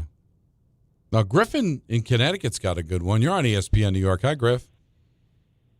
Hi, guys. How about Don Staley? Oh, Don Staley, yeah. I mean, yeah. National champion coach, a tremendous player. Yeah. She's done a phenomenal job at South Carolina as the head coach. That's the conversation over. Like that's a great example. That is a very good one of someone. And I still to this day, I will stay with this. If in the NBA we see, and I do think we're going to have, if there's going to come a time in the future that we're going to see a woman coach an NBA team, head coach, I think she would be the first one, and I think she would do very well. I don't even hesitate to say. Well, she's got the credentials. I'm telling you, she could do it. Played, coached. All different levels. She's smart as hell. Yeah. Basketball-wise, smart as hell. She can handle herself, again, when it's not always easy to deal with players and egos and all that stuff. No question in my mind. She can handle it. No question. Like, if I were running a franchise and I'm trying to find a coach and I wanted somebody that I knew could resonate with players, that's got a resume and all that stuff, Don Staley would be on my list. Remember the Knicks? I believe the Knicks reached out. Okay. Last year. Mm-hmm. And it was no joke. It wasn't like pandering. It was, we're going with everybody that we think is really good. And I'm telling you, if there's going to come a time, I think her more than even Becky Hammond. I think she would she could be the one that if you wanted to hire a woman and felt like she'd be the best for your job, I think she'd do it. Adam, she'd be really good. Adam in the car. You're on ESPN New York. What's up, Adam? Hey, guys. Thanks for taking the call. First of all, the guy who mentioned Maradona knows less about soccer than you guys because he died in 2020, and so he was way off. Maradona, I think, followed the perfect prototype of Gretzky, being like the best of his generation, getting into coaching early and just not being successful. Okay. So there's that. But the first name that popped into my head was Steve Kerr, right? Well, championships as a player, championships as a coach. Yeah, he's not in as a player yet. Yeah, was Steve Kerr, though, a Hall of Fame? Now, remember, in basketball, it's college and pro. Right. And if you could make an argument, because Kerr was a terrific college player at Arizona, right? So could you, again, I'm using the phrase that we also, can't, make a case. Well, what's going to happen with Kerr, Adam, is that he's eventually going to go into the Hall of Fame combining both. Like, if he continues on the trajectory he's going as a coach, right? Right.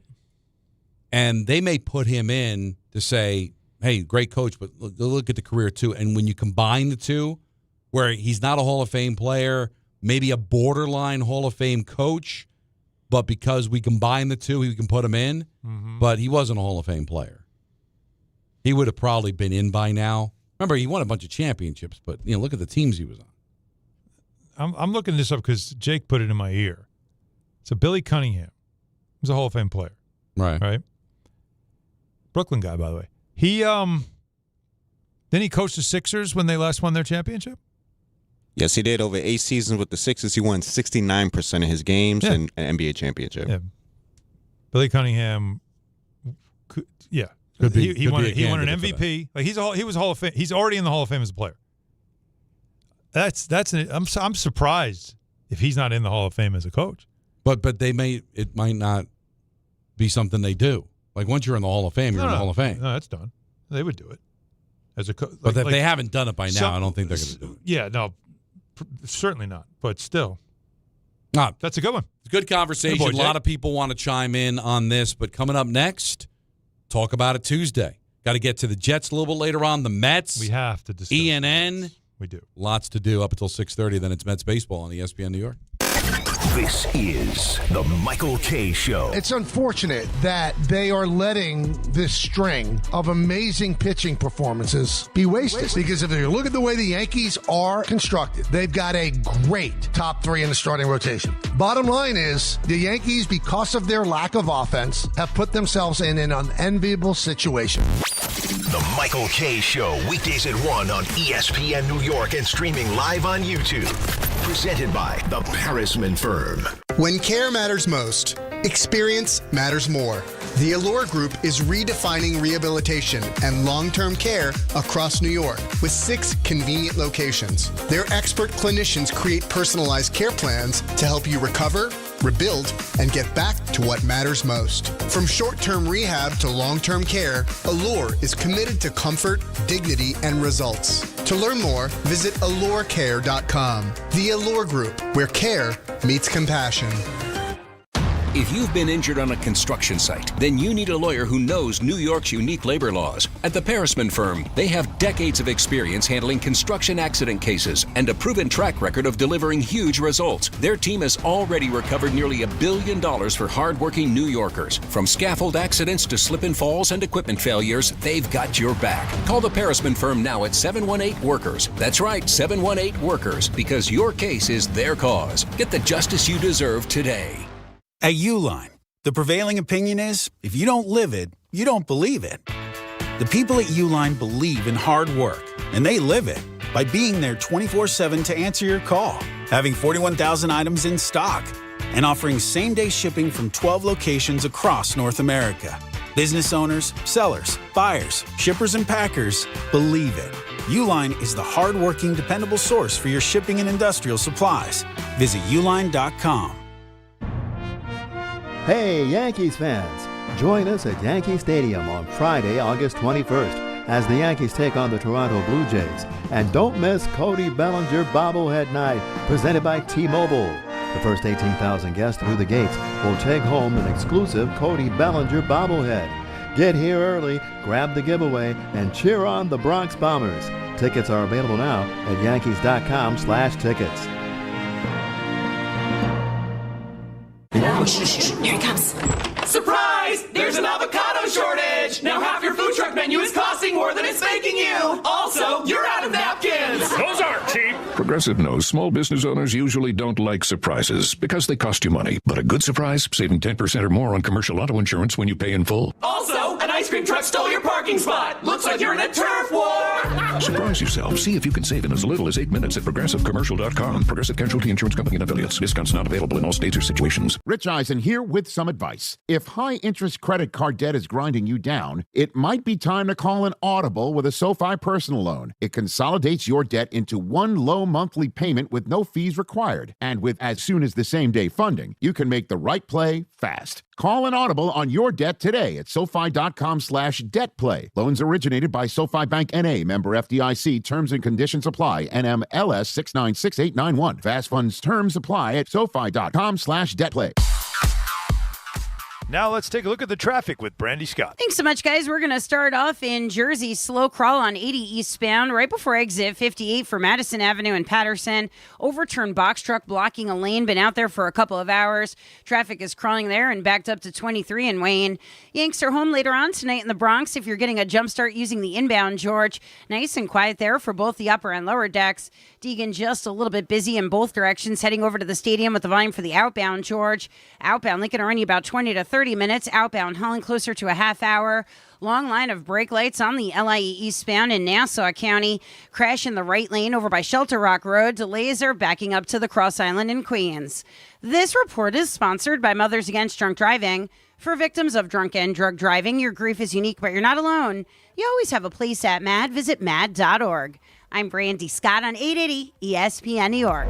Download to see if you qualify. Not all customers will qualify. Transfer fees may apply. No Albert subscription required. Albert is not a bank. Albert Instant Loans are issued by FinWise Bank, member FDIC. Not an actual client. Terms apply. Kylie, what's wrong? I just got hit with a car repair bill. I'm behind on rent, and I feel like I can never save any money. Have you tried the Albert app? Albert is your financial assistant, helping you find ways to save and create custom budgets to actually grow your money. Plus, you can get up to $10,000 for big expenses, or advance up to $1,000 fast when you need cash right away. Albert can get me up to $10,000? Exactly. Albert spots you in a pinch and helps you grow your money in the long run. I'm downloading Albert right now. Download the Albert app and use promo code CLEAR to borrow up to $10,000 for whatever you need. The Albert app helps you budget better and save more money so you reach your financial goals faster. Download the Albert app right now and use promo code CLEAR to borrow up to $10,000. Use code CLEAR to borrow up to $10,000. Sometimes you just can't take it anymore. You're done. I'm done. This is Let's Talk About It Tuesday. And it's a really with Don, Hahn, and Rosenberg. Brought to you by Samwell Institute for Pain Management. That is right. It's Tuesday. It's 4:30. It's Talk About It Tuesday, brought to you by Samwell Institute for Pain Management. All right. Baseball sometimes just drives you nuts. So I'm listening to the Met game driving home last night, minding my own business. It's the first play of the game. Yeah. Ewing hits one into the gap. It gets wedged between the padding of the wall and the ground, and it's a ground rule double, right? So grounds rule double. Put your hands up. Acuna puts his hands up. All right. They stop. Everybody stops running. Oh, no, we're going to replay to see if it was actually caught and really is a grounds rule double. 4 minutes. Doesn't sound like a lot of time, but it's 4 minutes of my life listening, debating. Yes. They come back and they say, replay shows it was not wedged. It's not a grounds rule double, but Ewing's got to stay at second base. Well, what's the difference? Why do we have replay? To confirm he was going to be at second? Where else are you going to put him? Like, they were speculating, like Keith Rad and Pat McCarthy were saying, well, maybe they're going to put him at third.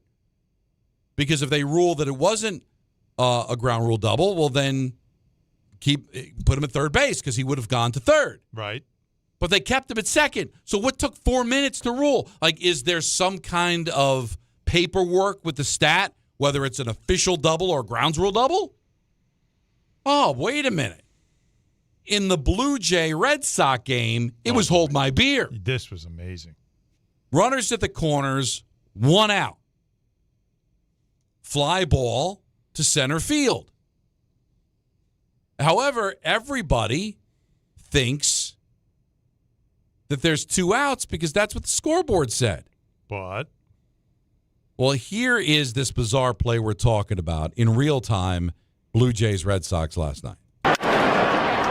This is in the air to center field. Bateman setting up. And the runner at first thought there were 2 outs. Throw the ball to first. This is going to be a double play.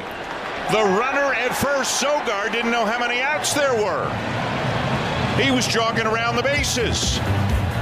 And it's a double play. As soon as that ball was hit, I was wondering if it was deep enough to score the runner.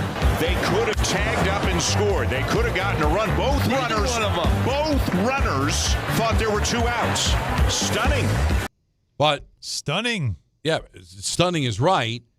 Because there were Blue Jays who thought there were 2 outs because the scoreboard said 2 outs. Yes. Now, should players know how many outs there are?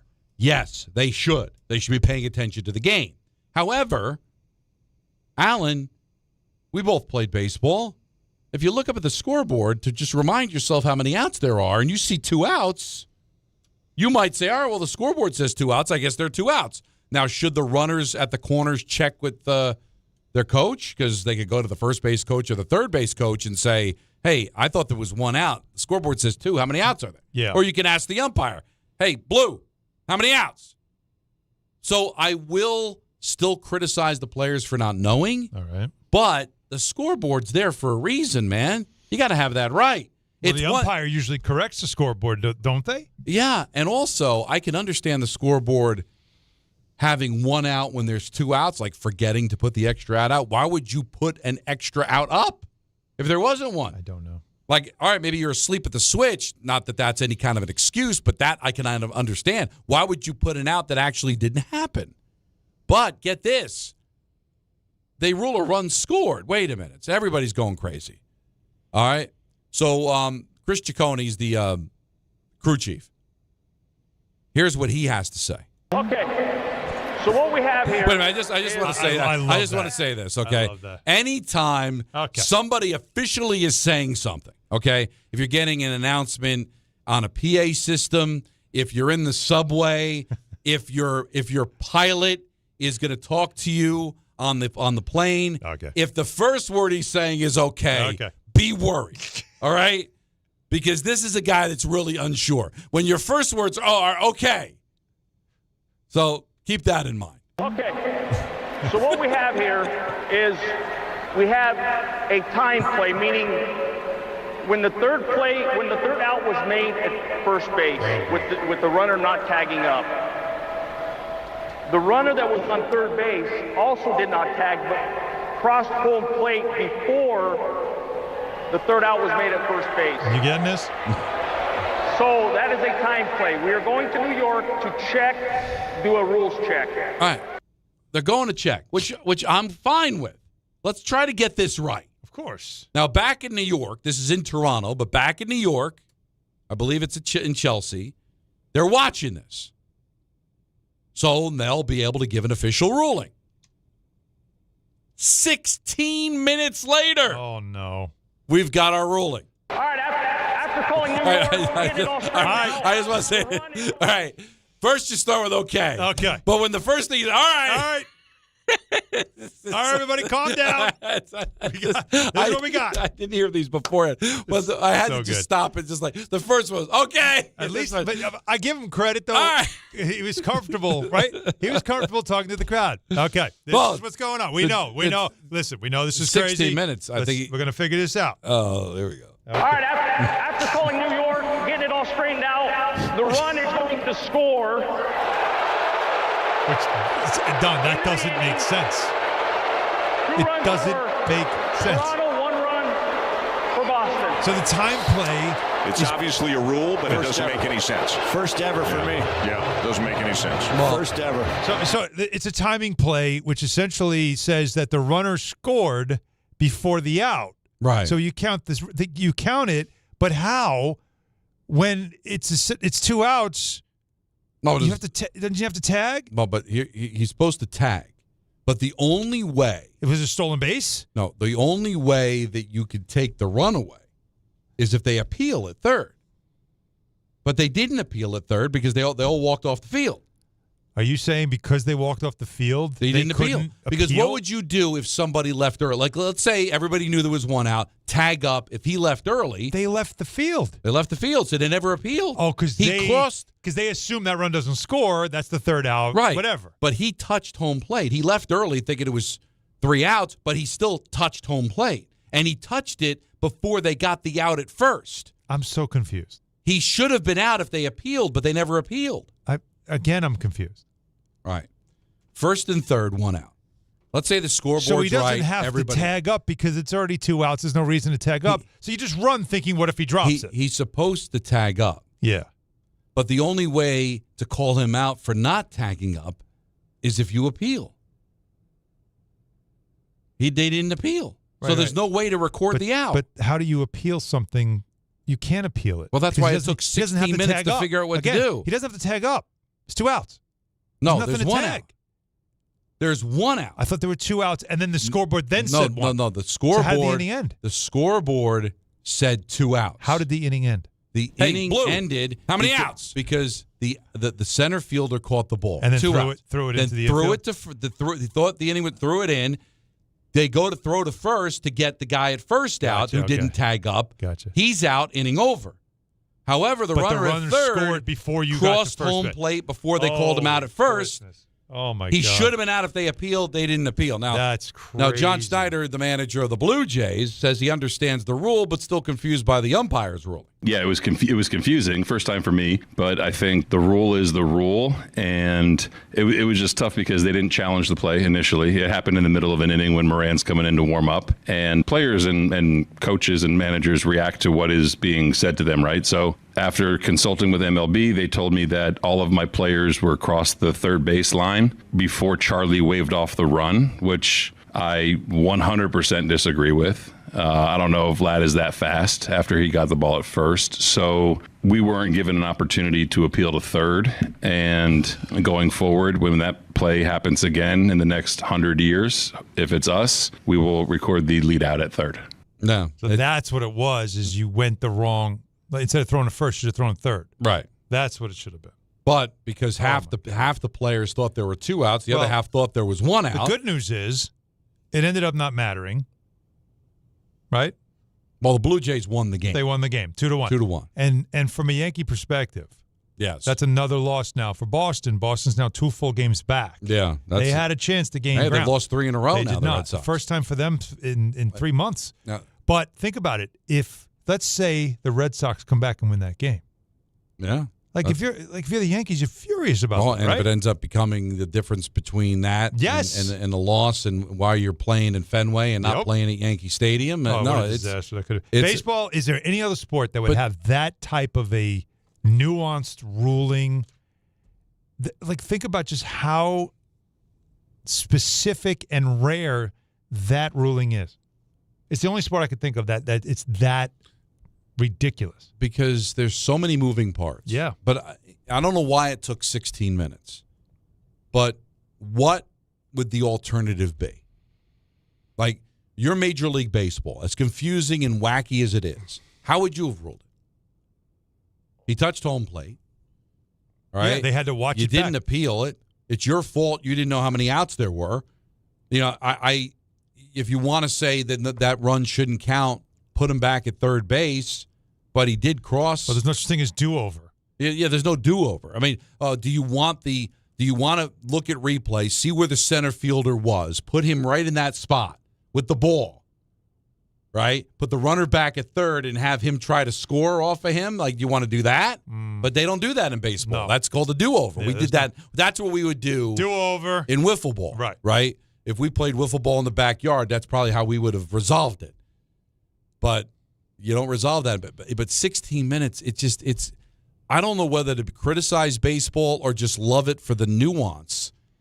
This is why sports is so interesting to me, because in the 1869. So in the 157-year history of Major League Baseball, this might be the first time anything like this happened before in this type of way. Mm-hmm. Although Max Scherzer apparently after the game said he had been involved in something like this before. And if you watch some of the replays, he's kind of like explaining to his teammates what's going to happen, because apparently he had seen it before. So I guess that has happened before. I never remember it happening. I mean, that's what you got to love about sports, man. You think you're going to have it all figured out, and then wacky stuff happens, man. Mm-hmm. And you could sit there and prepare a crazy one, though. Forever and go over every single scenario of what should be done when this happens or that happens, and then you get something like this. But I just figured we'd talk about it because it was crazy. So it started out with the Mets. It took 4 minutes to decide that we're just going to leave Ewing at second base anyway, which we could have done without going to New York for 4 minutes. And then in Toronto, it was like, oh, you 4 minutes. How about we take 16 minutes? And then, all right, so let me just cap this. Let's talk about it. Let's talk about this that I've brought up many times before. Think about the world we're in with replay, right, and review, and how 30 years ago, none of this would exist, right?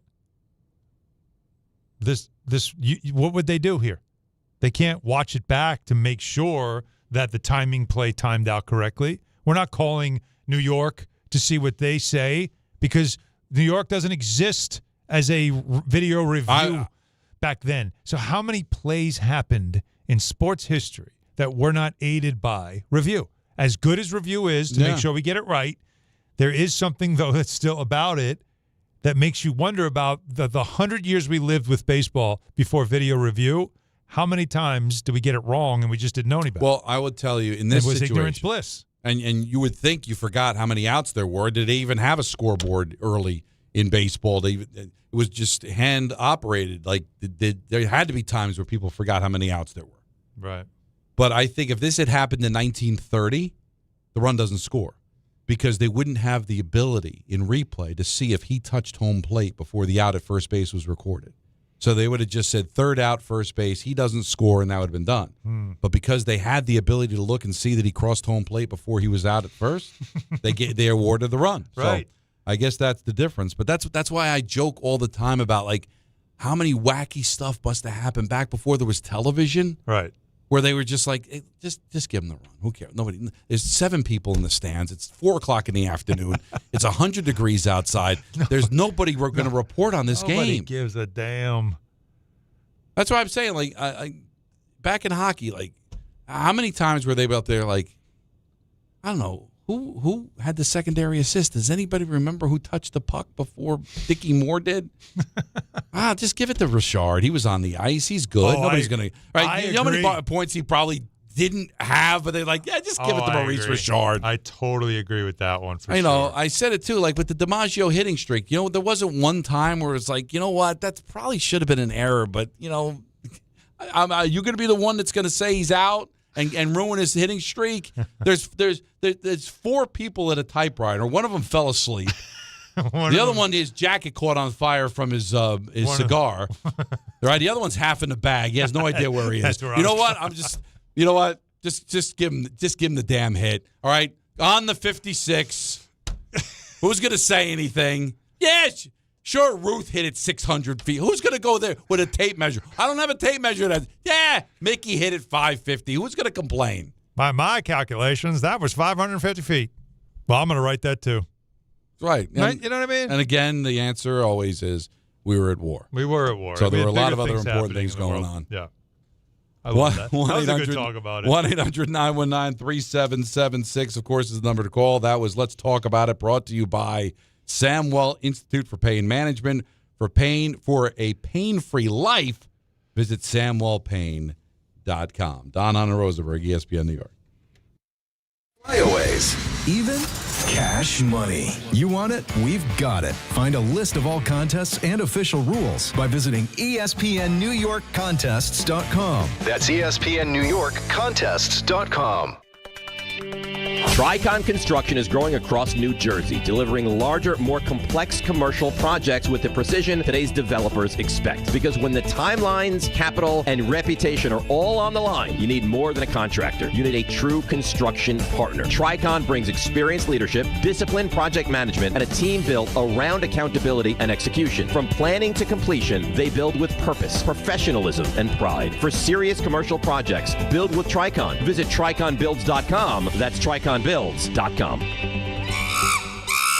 Monkey Sports, built by players for players, is your one-stop shop for hockey, baseball, lacrosse, and more.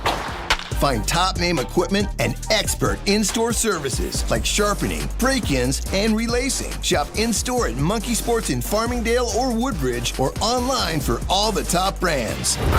Whatever your sports, Monkey Sports gets you game ready fast. Monkey Sports, where athletes shop. This is Carlin on ESPN New York. Jeff Passan is with us, WWE guy. Where are you on Danhausen? It's I, Danhausen, here with great news. You're still cursed. Entertaining, annoying. Your thoughts? I think you can be both at the same time. And that's brilliant. And that's how I've made a career. Chris Carlin, weekdays at 10 a.m. on ESPN New York and streaming live on YouTube.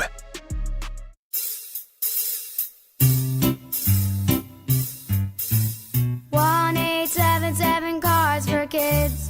KARS Cards for Kids. 1-877 Cards for Kids. Donate your card today. 1-877 Cars for Kids. KARS Cars for Kids. 1-877 Cars for Kids. Donate your car today. Ready to get rid of that old car? Donate it to Cars for Kids. Call 877-CARS-4-KIDS to speak to a friendly live agent. Donation is super easy, and your car can be picked up as soon as tomorrow. Go to carsforkids.org now, or call 877-CARS-4-KIDS to donate your car today. 1-877 Cars for Kids. KARS K-A-R-S, Cars for Kids. 1-877 Cars for Kids. Did you know you can donate real estate too? Go to carsforkids.org. That's cars with a K. Do you have trouble getting in and out of the bathtub? Are you afraid you'll slip and fall entering or exiting a tub? Safe Step walk-in tubs can transform your bathtub from an area of concern to a calming refuge. Call them today at 1-800-731-4558 and save $1,600. Safe Step walk-in tubs and showers are proudly made in Tennessee and offer an ultra-low step-in, avoiding that difficult climb over a traditional bathtub wall. They also offer a variety of therapeutic benefits that may help soothe your aching muscles and joints, increasing your mobility, boosting your energy, and improving your sleep. Safe Step walk-in tubs are designed to easily fit your existing tub space and are often installed in as little as one day. Just dial 1-800-731-4558 today to save $1,600 and receive a free shower package. That's 1-800-731-4558 for a free no-obligation consultation and to save $1,600. Safe Step walk-in tubs. Safety never felt so good. Congratulations, New York. The Knicks did it. Through battle after battle, they dominated to become this year's NBA champions. Day in and day out, the hard work paid off. And you were there every step of the way. Enjoy the crown. Own it, because this year is your year. A part of your legacy that will never be forgotten. So celebrate this moment, show your pride, and shop the largest selection of official NBA gear at NBAstore.com. A Fanatics experience.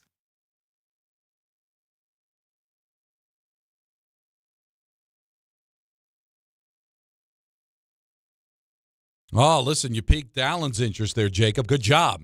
He's playing some good stuff today. Spinners? Hell yeah. Underrated.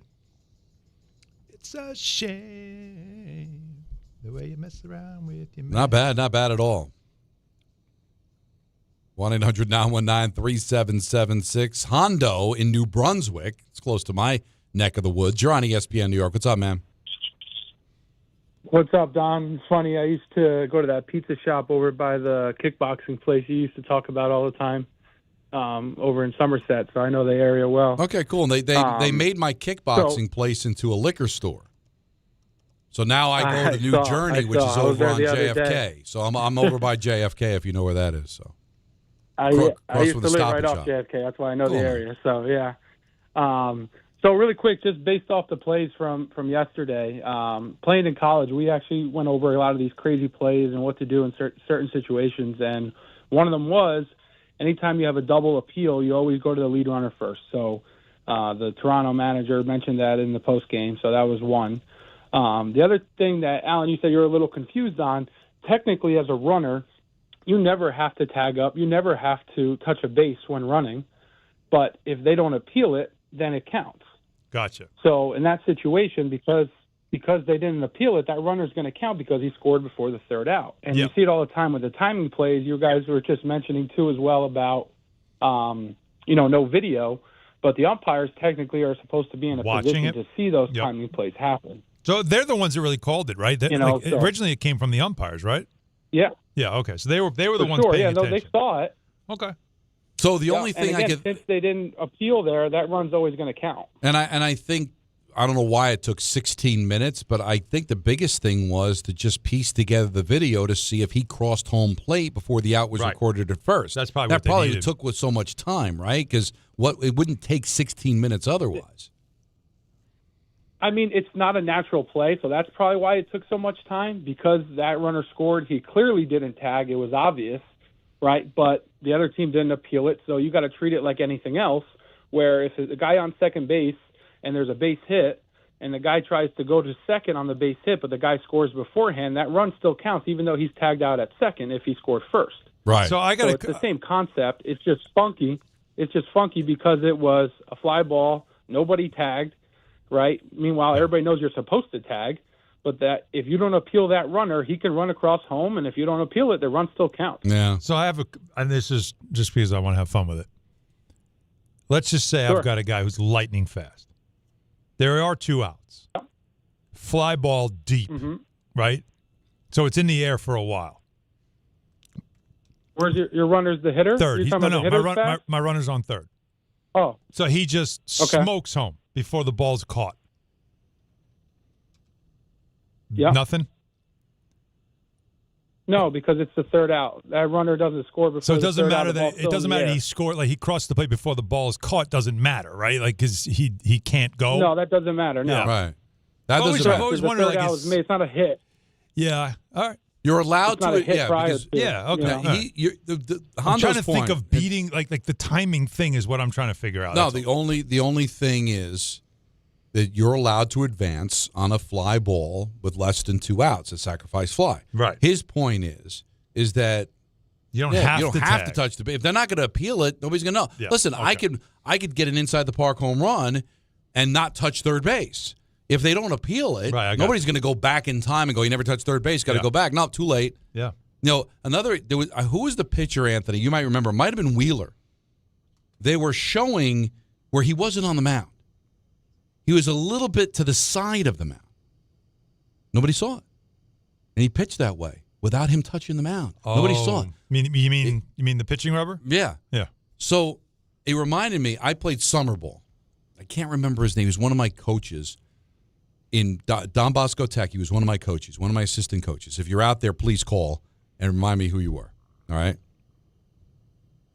We went to summer ball. It was Duffy's Tavern sponsored us. Nice. Right. Duffy's. And I played summer ball. Okay. So one of my coaches was young enough to be eligible to play in summer ball with me. So he went from being my assistant coach to being my teammate in summer ball. And he was also a pitcher. And he pitched a complete game. And while he's pitching the game, he's like, "Don, watch me." I'm watching him. Every inning, a little bit closer to the plate. To by the time he was pitching the ninth inning, he was like a foot in front of the mound. He kept going closer. So he wasn't towing up at all. He wasn't towing up at all. And nobody He said started out and he just crept a little closer, and nobody noticed. The other team didn't know. And he figured if somebody knows, hey, he's not, he would go, okay, I'll go back. Okay. So he was buying like a foot closer to the, like little things. I just. So all of a sudden he's throwing 80, now it's 90. Right. It's just because like, of how close he was. Nobody noticed. How about this? Playing Little League, I didn't even know if you know the rule. So somebody hits a ball over my head. It's the same field you're going to play on August 22nd for the South Shore softball. WAG 1, all right? Mm-hmm. I'm playing center field. Ball gets hit over my head. Okay. I run to get the ball. But as I run, I figure I can run faster. I just throw my glove in the air. It actually went over the fence. Your glove. Right. Grab the ball, throw a P to home plate, throw the guy out. You thought you'd be faster without your glove? I just, as I'm running, I'm just like, I used to do that too. The first thing I would do when I get a hit is I'd knock the helmet off my head because I felt like I just didn't want the thing on my head. Okay. I always did that. I'm jogging back to home plate. No, you got to go back. He's safe, and the guy that hit it gets awarded third because it's illegal to throw your glove. Like, I wasn't throwing it at the ball, but throwing the glove is like you're throwing it at the ball. Because the whole idea of throwing your glove up in the air to knock the ball down. It was after it was rolling, but I just kind of chucked it because I wanted to just get more speed. I thought, can't you at least rule that I wasn't throwing it at the ball? I was like, no, you throw your glove. It gets rewarded third base. Like you find, I didn't know. I know the rule now, but no idiots throwing their glove. Yeah. I did, and then the first thing, bang. Get a hit, run to first base. I would throw my knock my helmet off. Knock your helmet off. Huh. I wonder if they would stop me from doing that now. Like, because now I'm not protected. Now I'm running around the bases without helmet. Wasn't like it fell off. It fell off accidentally. What are you going to do? It was pretty clear you were purposely knocking it off your head. The other thing that I found funny, all these memories are flooding back. We were playing with 9 guys. Mm-hmm. That's the minimum.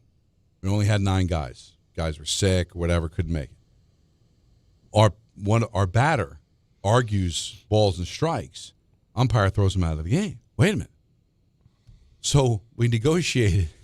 He had to do 50 push-ups. What? The umpire said, all right, well, I won't throw him out of the game, but I got to punish him somehow. So he made him do 50 What push-ups. is that? It's 80s high school baseball. Yes. Again, where nobody's paying attention. Well, because the other team also is probably like, well, we want to play. Like, we don't want to forfeit the game. So you don't think that back in like 1899 stuff like that happened all the time? Absolutely. Of course. Like, who's covering it? There's nobody here. Well, Like, let's also keep in mind too, like home runs were different because fields were different. Mm-hmm. Right? Some fields, high school, didn't have fences. Oh, I know. So the ball the ground rules. I'll tell you, your ball just kept rolling. Oh, the ground rules for like high school games sometimes, like Yeah. they weren't ceremonial. You need to know what do we do here? Yeah, exactly. You know, ball goes in the woods. What are we doing? Is that like what is that? We Do I have to go played. get it? We played on football fields, right? Yeah. To where they would say if you hit like the right field line might be 200 feet away because it's a football field, right? And the left field would be 600 feet away. like the polo grounds. The ground rule would be if you hit it in the first level, it's a double. And if you hit it in the second level, it's a home run because you can't just, get a 200, cheap. Like, they would just make it up. Yeah, and nobody's totally going to making it argue. up. There wasn't somebody from the Bergen record going, time out. That's not the way it's played. But isn't that great? Like, think These about others like, I just want to get home and get dinner. I just love that it's different. And if there were any other sport, you couldn't do that with. No, couldn't do it. But we could talk about the Jets. Oh, boy. That's coming up next. Don on Rosenberg, ESPN New York. When care matters most, experience matters more. The Allure Group is redefining rehabilitation and long-term care across New York with 6 convenient locations. Their expert clinicians create personalized care plans to help you recover, rebuild, and get back to what matters most. From short-term rehab to long-term care, Allure is committed to comfort, dignity, and results. To learn more, visit allurecare.com. The Allure Group, where care meets compassion. Hey, it's Alan Hahn. At Rings End, they're there to help realize your modern design visions. That's why they partner with Marvin. Engineered for big ideas, Marvin Modern Windows and Doors deliver effortless elegance, expansive views, and industry-leading innovation, all in a modular system designed to meet the exacting principles of modern architecture. Experience Marvin Modern at a Rings End showroom today and create something stunning with them. Rings End is a certified Marvin installing retailer. Hey, let me ask you something. Would you seat your 3-year-old child on a windowsill? Would you seat them beside a lit fireplace or by the deep end of a pool? One last question. Would you seat your child in a car seat that's not correct for them? Car crashes are a leading killer of children ages 1 to 13. Secure their future. Seat them in the correct car seat. For more information, visit safercar.gov/the-right seat. Sponsored by the New York State Governor's Traffic Safety Committee.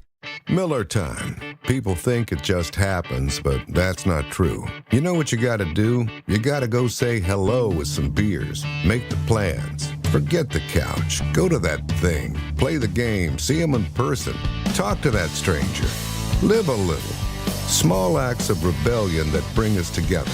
Because legendary moments start with a light. It's Miller time. Celebrate responsibly. 2026 Miller Brewing Company, Milwaukee, Wisconsin. And now let's take a look at the traffic with Brandy Scott. Thanks, guys. Always a bad ride on the Van Wyck in Queens with the long-term road work going on, but especially tough right now on the northbound side. Adding to the slowdowns, a broken down car in the center lane by Linden Boulevard. Traffic is jammed there and backed up to the belts in JFK. Heading over to the outbound George, best of it right now. Henry Hudson, West Side Highway northbound, just packed heading into the 120s, all because of a collision on the southbound side. Everybody stopping to take a look. Inbound George, Yanks are home later on tonight in the Bronx. Going to run you about 10 to 15 minutes for the upper deck. We had an earlier crash on the ramp to the Deegan.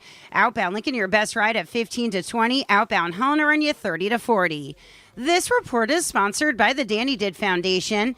The Danny Did Foundation closes gaps in epilepsy care in memory of Danny Stanton, a child lost to epilepsy. Visit dannydid.org for safety resources. Enjoy your life, Danny Did. I'm Brandy Scott on 880 ESPN New York. This is the story of the one who keeps multiple buildings running smoothly day after day. Plumbing that flows, HVAC that hums, cleaning supplies that keep surfaces sparkling. That's why she counts on Grainger. With easy reordering online and 24/7 support, Grainger helps her keep the products she needs on hand. So shelves stay stocked and buildings stay ready. Call 1-800-GRAINGER, click Grainger.com, or just stop by. Grainger, for the ones who get it done. Skechers elite athlete OG Anunoby has been making history on the basketball court. Anunoby tips it in. Unbelievable. What a shot. He's been balling out in Skechers high-performance basketball sneakers, and the world is noticed. But how does OG train off the court to keep in peak physical condition? Hands-free Skechers Slip-ins Aeroburst. They help prepare OG for the physical demands of playing at a championship level. Get your pair of Aeroburst for only $165 at a Skechers store, Skechers.com, or wherever high-performance running shoes are sold. 880 ESPN, WHSQ, and WCBS-FM HD2, New York. A Good Karma Brands radio station.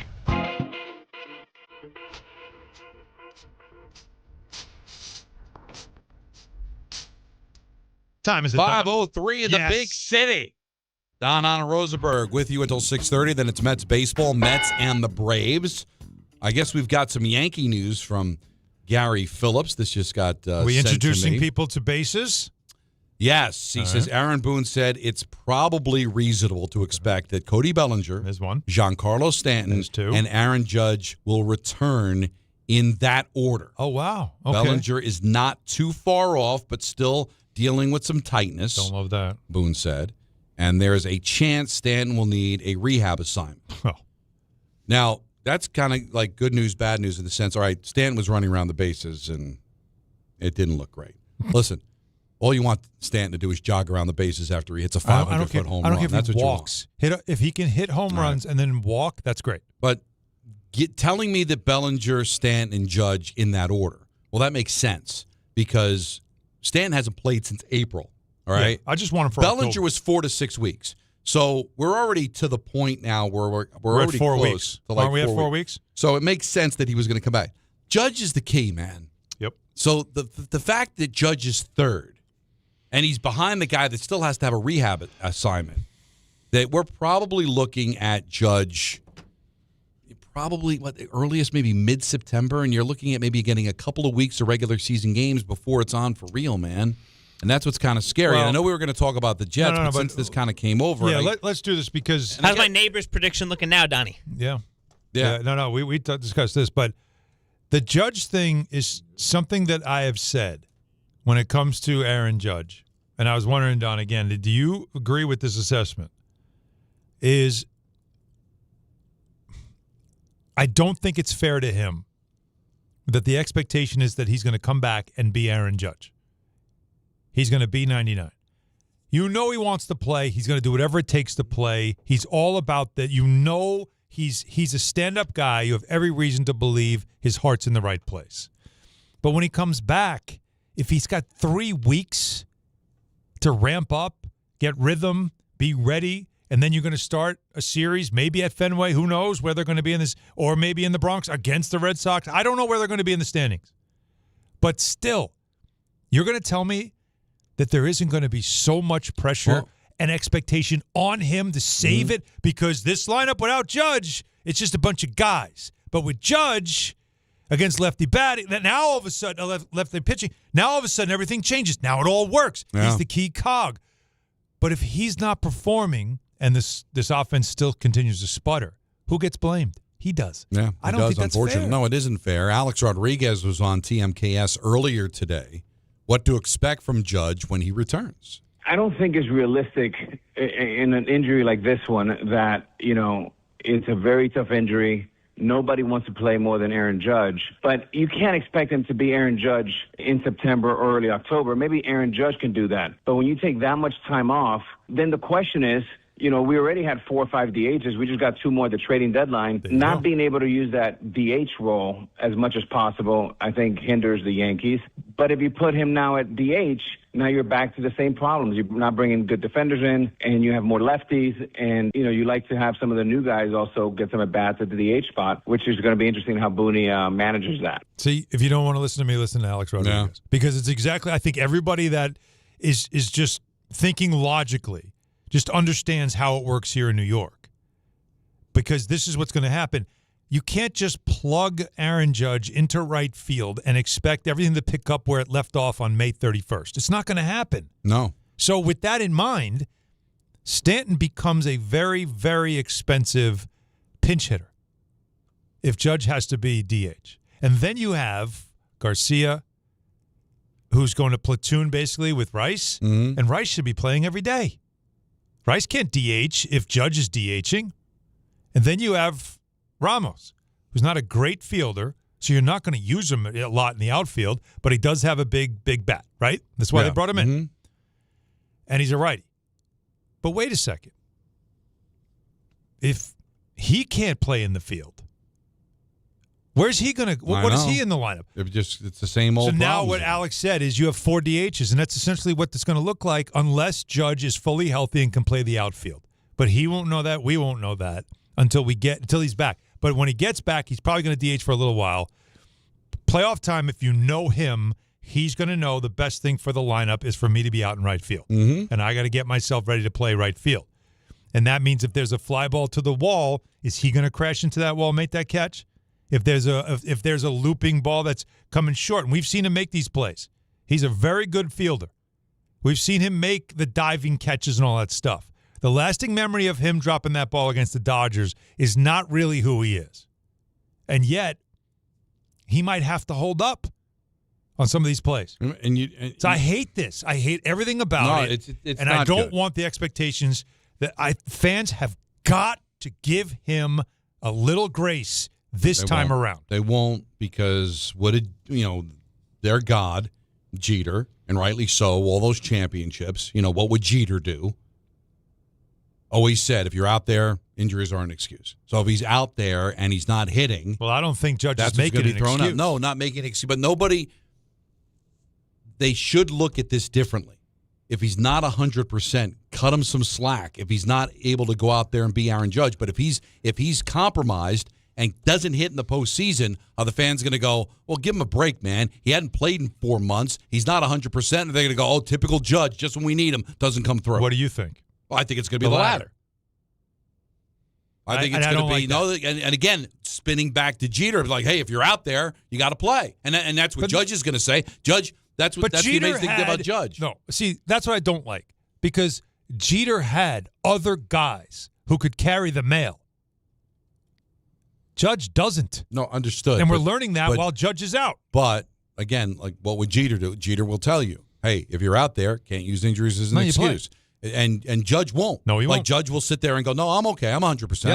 I'm just not seeing the ball. I'm not hitting the ball. I got to play in right field because I can't hold up a DH spot that I know either Rice or Stanton need to have. But like you said, if he doesn't play right field, which would be the prudent thing to do, at least and he's the DH, well, then you don't get 3 players back. You get 2.5 or 2 1/4 back, because now all Stanton is a pinch hitter. And then what do you? And Grisham, who has not been great at center field, like Jones has actually been pretty good at center field. Jones, for everything that he's all or nothing when it comes to the bat. He's been a good fielder. Grisham has not been a good fielder, and Grisham has not been a good leadoff batter. No, but he's leading off again today. Well, of course he is. At what point? Now, this might be a crazy thing to say. When does Lombard become the leadoff hitter? Maybe they're just letting them get a sea leg. I think it's too early. It out. But Probably at some point now. soon. But at some point, don't you think they're going to have to do this, because this is a big couple of weeks. Michael K. brought this up. They right now, if everything plans out, no rainouts, they're not going to face a lefty for 2 weeks. They got 2 straight weeks of just right-handed starting pitching. Okay, that's good for the Yankees. Yes, right, because that's been their bugaboo, has been left-handed starting pitching. So this is a chance for them to kind of get going here, right? You're taking on a Seattle team that's underachieved. You got a Toronto team that has had your number, but they're still under 500. Like, so let's see if you just played well. Just take 2 out of 3 from Atlanta. Let's see this team start to see if they can make some hay here. So good. Lock down that first wild card at least, so the games are at Yankee Stadium, and see if you can put some pressure on Tampa. I still don't want to. I don't want to give up. I know this is the biggest lead they've had, right? 6 games, Tampa. This is the biggest lead they've had. They're playing well. I still don't want to give up on that. No, I'm not telling you to give up, but just at least lock down the first wild card. At least know at the minimum you're getting 3 games at Yankee Stadium to start the year. But no, they shouldn't give up on. They should continue to play well and chip away. You've got 4 more games left with Tampa. Where you can make, there's 4 games right there you can make up. All of a sudden, 6 could become 2 Yep. if you take care of business. It's only August 10th. We've seen, the Mets blew a 7-game lead with 17 to play that's so true. back in 2007. I'm just looking here. The end of the month is really, again, you get the series. You're at the stadium. So you got Toronto twice. And then after that stretch, it's Seattle at Toronto, at Baltimore, then home against Toronto. Then you got Houston, and then that Red Sox series, which is going to loom large, as you know. I mean, that's good. It's a massive series at the stadium. And then it's like they go back out west again. Hey, well, you got to play everybody, right? Angels and the Padres. But that Rays, again, you close out the season 4 at home against the Rays. That's why I feel like you got to be within 3 or 4 of the Rays. Yeah. You just and then you put some pressure. Like you got to get this 6 is no. You got to get that thing under 4 or at least 4 to 3.5. With the thought in mind that it leaves the door open for you to buy yourself time, which they're going to need. If you can avoid that wild card, man, you got to do it. And so that's what's making like this upcoming schedule without Judge is huge, especially what you just said, what's coming up in the next 2 weeks. This has got to be when they start figuring out, which is why Boone last week, you could hear the urgency in his voice. Dave Roberts, with the way the Dodgers are playing. You hear an urgency in his voice because it's August. This is not the time to fall asleep. Sleepy time Bobo, like you like to say. No, look, it's the same thing. Like, the Braves, they had an 8-game winning streak. All of a sudden, now you lose 3 out of 4. They lost 2 out of 3 to the Yankees. They lose the first game to the Mets. The Dodgers just coming off a 7-game losing streak. And this is what Dave Roberts had to say. Just kind of thinking about it on the plane yesterday, it's like we're a wild card team right now. And, we got to get going and play with urgency. And we got to make sure we don't get ahead of the playoff situation and talk about winning now, winning today and winning tomorrow. And, so I think that's the thing that we need to get to and then deal with whatever result. But I think that's part of we're going to be okay and we're good. That's not good enough. And clearly it's not, given how we played over the last month. So, and we put ourselves in this position, but a lot of talent. But I think that across the board, we need to play with more urgency, and our guys know that. He says we're a wild card. They're going to win that division going away. But they're going right now. If the season were to end today, they're tied with the Braves for the second best record in the league. If they slip to the third, then they have to play. Then they've got to play in the wild card round. They want that bye. These games are important. Yeah. And I will tell you this, it was a lot later in the season. I like what Dave Roberts said. We just talked about Willie Randolph and how he got jobbed by the Mets when he got fired flying Anna. Yeah. When they blew that lead in 07, I remember playing cuts from Willie when the Mets were squandering the lead. And he was going, just going to make the champagne taste that much sweeter when we clinch. Like, I like that Dave Roberts has a sense of urgency. After I like the fact. Back-to-back titles, no less. Right, because you've got to. It's August 10th. It's 100 or 11th. It's 100 degrees outside. You've played 10, 15, 20 games. There's still 44 games left, 45 games left. You go into the playoffs. This is when you really got to start to focus. It's easy once the weather starts to get cooler and it's September and the playoffs are on the horizon. Right now, it's easy to lose focus. And you start losing focus and you start losing games. All of a sudden, the Dodgers go from the best record in baseball to now having to play in the wild card and having their 3 best pitchers possibly having to pitch and not be available in the divisional round. Changes everything. And the best thing is that they responded to him after what he said. Right, because that's important too. You're kind of falling asleep. All right, well, what's different then? Because when Boone said it last week, and it was kind of like this was play it. I see it on the page. Isn't it on the page? Yeah. Well, don't worry about what the cut says. That's okay, yeah. Just play that. Yeah, I mean, he did a lot of good things out there. Look, I mean, we had to score a freaking point. The story is not the pitchers again did their job. Obviously Stormy was great to get us going. The bullpen was good, including Cruz. You got to score. I mean, that's the story, the beginning and end of it. We got to find a way. That's when Cruz gave up a home run. It was the Cardinal series, right? He gave up a home run. It cost him, and it was like, asking him about July 30th, about how he's playing, and it's like he gave up a home run. Like we didn't score. Like, we got to score. Our pitchers were fine. You're going to give up a run. I think that was the one where he walked in the run at the end of the game. Walking in the run? That was walking in the run. Okay. There was losing track now of these 2-1 losses. But even Boone had that urgency. That is because they know, like the Dodgers are back-to-back champions, and what Roberts is thinking is we have a standard. Let's not fall off this thing. Let's not get too comfortable with losing. You never want to be comfortable with losing. And I think that goes back to what you and I were talking about yesterday, the expectations and all that stuff, and hey, sit back, and your team is still very competitive. And it's like, but that's the difference is certain franchises, the Dodgers being one, I think the Yankees are another. It's like you don't ever want to be comfortable with losing. And it's a standard that you could tell me that's long gone. Give up on it. It's over. I can't. I don't want to, right? I want to hold them accountable to that standard. Mm-hmm. Don't ever get comfortable losing. That's why I hate tanking, because you're accepting losing. So I think that's what you get. It's August baseball. Come on, there's still tons of time. This is the dog days of the season. Don't worry about it. September comes around, and everybody starts to light it back up again. But you might get to September and go, now we got to work harder than we need to lock down a spot or avoid to have to play in the wild card round because we messed around in August. But when you have a higher standard, you don't accept that. No, we're not going to do this. Mm-hmm. Even after winning 2 titles, you would think in that clubhouse guys are probably getting a little comfortable. We're hurt. We'll be fine. We'll turn it on. We'll turn it on when we need to. Look at us. We've won 2 already. And I love that Roberts won't let them do it. And Boone is normally the guy that is protecting his players from this type of criticism. But he protected his pitchers from the criticism because he said, no, you're not going to ask me about Cruz and how maybe he didn't have his stuff today. He hasn't been good lately. Mm-hmm. We're not doing that. We need to give these guys some runs. And there was urgency in Boone's voice that I thought was refreshing because we don't normally hear him talk that way, Don. No. Right? But he needs to. And I love that, hey, we're banged up and injured. No, there's still good enough players There's enough talent for them also, to be able to do better. Don't tell me, well, we've got so many lefties and it's just, like our lineup. Well, whose fault is that?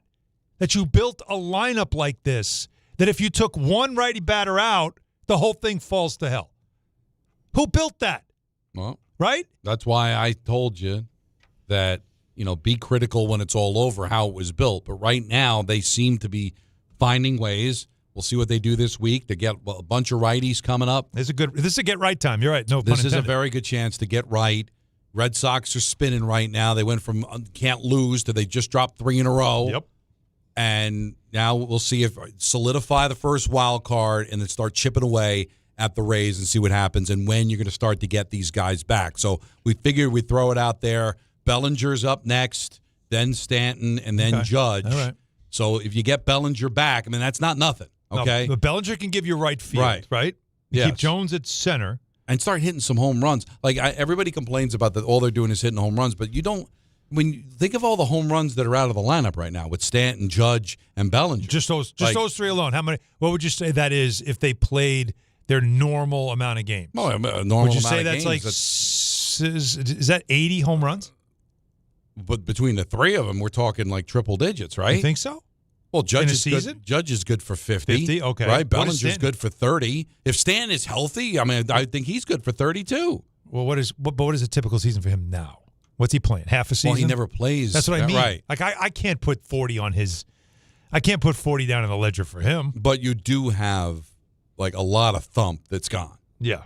And maybe, just maybe, they'll get these guys back in enough time to kind of get things going. And if they're at full I want to be laughing about this in October and say, see, they got healthy at the right time. I am going from talking about, and I think this is fair, you can make a case with all the injuries and where the Yankees are that Boone could be manager of the year, to where if they get these guys back and they're healthy, wow, to where if they don't go to the World Series, that he could be out of a job. Wow. Now, they won't fire him. Not with a lockout coming. But the idea that you survived without these guys, then you get them back, and you allow the Red Sox or the Rays or the Rangers or the Astros or the White Sox to beat you out of a World Series, that's going to be tough to swallow, man. Now, these guys banged up, that's a different story. All bets are off. Well, here's how he gets manager of the year, is they get healthy in September, make a run and win the division. Yeah. Then he's the manager because he kept them in it. Right. And then when they got right, they just blew everybody. Like the way they were early in the season, they get back to that, win the division. That's how he gets manager of the year. But then now it turns into, well, they should win the whole thing then. Mm-hmm. Yeah. And that's a different pressure. That's how much it changes. 1-800-919-3776. We got Jets to get to as well. ENN at 6 o'clock down on Rosenberg, ESPN New York. There you were, surrounded by fans. Everybody remembers the game. Nobody remembers the guy coughing behind you. Till a few days later, at 2 a.m., you wake up with a fever and your throat's on fire. Now what? Urgent care? Closed. ER? Slammed. Telehealth? Maybe, but the pharmacy's closed. You needed a medical emergency kit. These aren't first aid kits. They contain essential prescriptions used for over 30 common conditions. Sinus and ear infection, UTIs, stomach bugs, traveler's diarrhea, and more on hand before you need them. Use your doctor-developed guidebook to select the right prescription or call their telemedicine doctor standing by. It's like an urgent care and drugstore at home. When you're sick, traveling, or stranded, you'll wish you'd ordered a medical emergency kit. Order online in minutes and it's shipped to your door. And save $45 with my promo code 880 at urgentcarekit.com/880. That's promo code 880 at urgentcarekit.com/880. At City Harvest, we believe no New Yorker has to go hungry. With your help, we're on the road 365 days a year, rescuing over 77 million pounds of nutritious food and delivering it free to millions of New Yorkers, transforming surplus food into sustenance, sustainability, and smiles, rallying thousands of New Yorkers to power a network of nourishment across our city. One day, one meal, and one New Yorker at a time. That's how we feed good. Donate at cityharvest.org. Hi, this is Don LaGreca. Just like the New Jersey Devils bring intensity on the ice, Viking Pest Control brings the same level of protection to your home. And I know because I use Viking at my own place. The season may be over, but pests are always in play. So it's time to lock in your off-season defense. As the pest control provider and proud partner of the Devils, Viking delivers 45 years of trusted experience to keep ants, cockroaches, stinging insects, rodents, mosquitoes, and more out of your zone. And when you bundle pest control mosquito services, you score big savings. One call, one company, total peace of mind. Visit VikingPest.com. Protecting your home inside and out.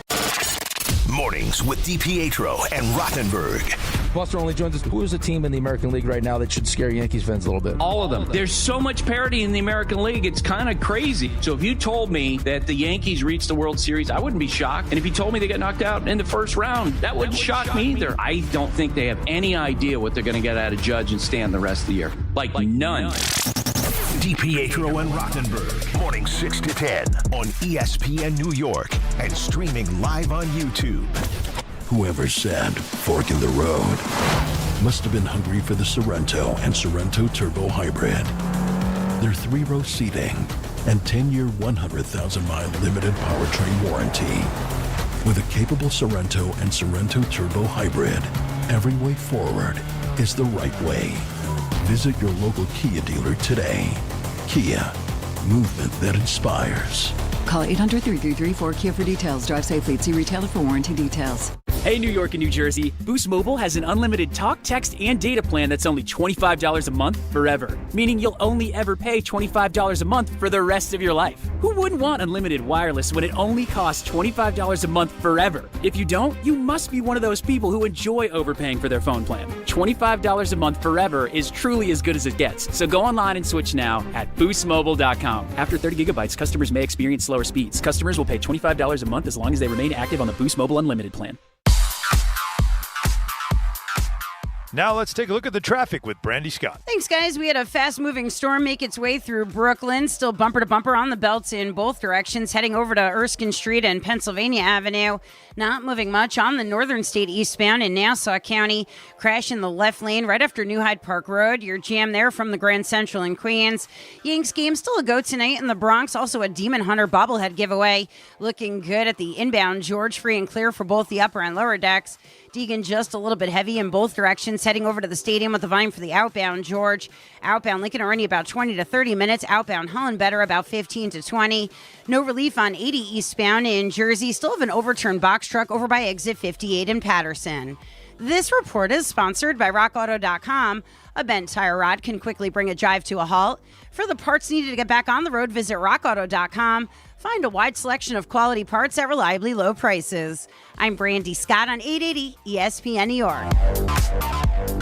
My name is Whitney Allen, and I'm a widow. My husband, Ryan, died. We never thought we'd ever have to use life insurance, but the unexpected happened. With Ethos, signing up was fast and 100% online. You can get a quote in seconds, apply in minutes, and get same-day coverage. No medical exams, and you can get up to $3 million worth of coverage. I'm grateful we were prepared. Get your free quote at ethos.com/play. That's ethos.com/play. Paid spokesperson. Time spent on application may vary. Online health questions required.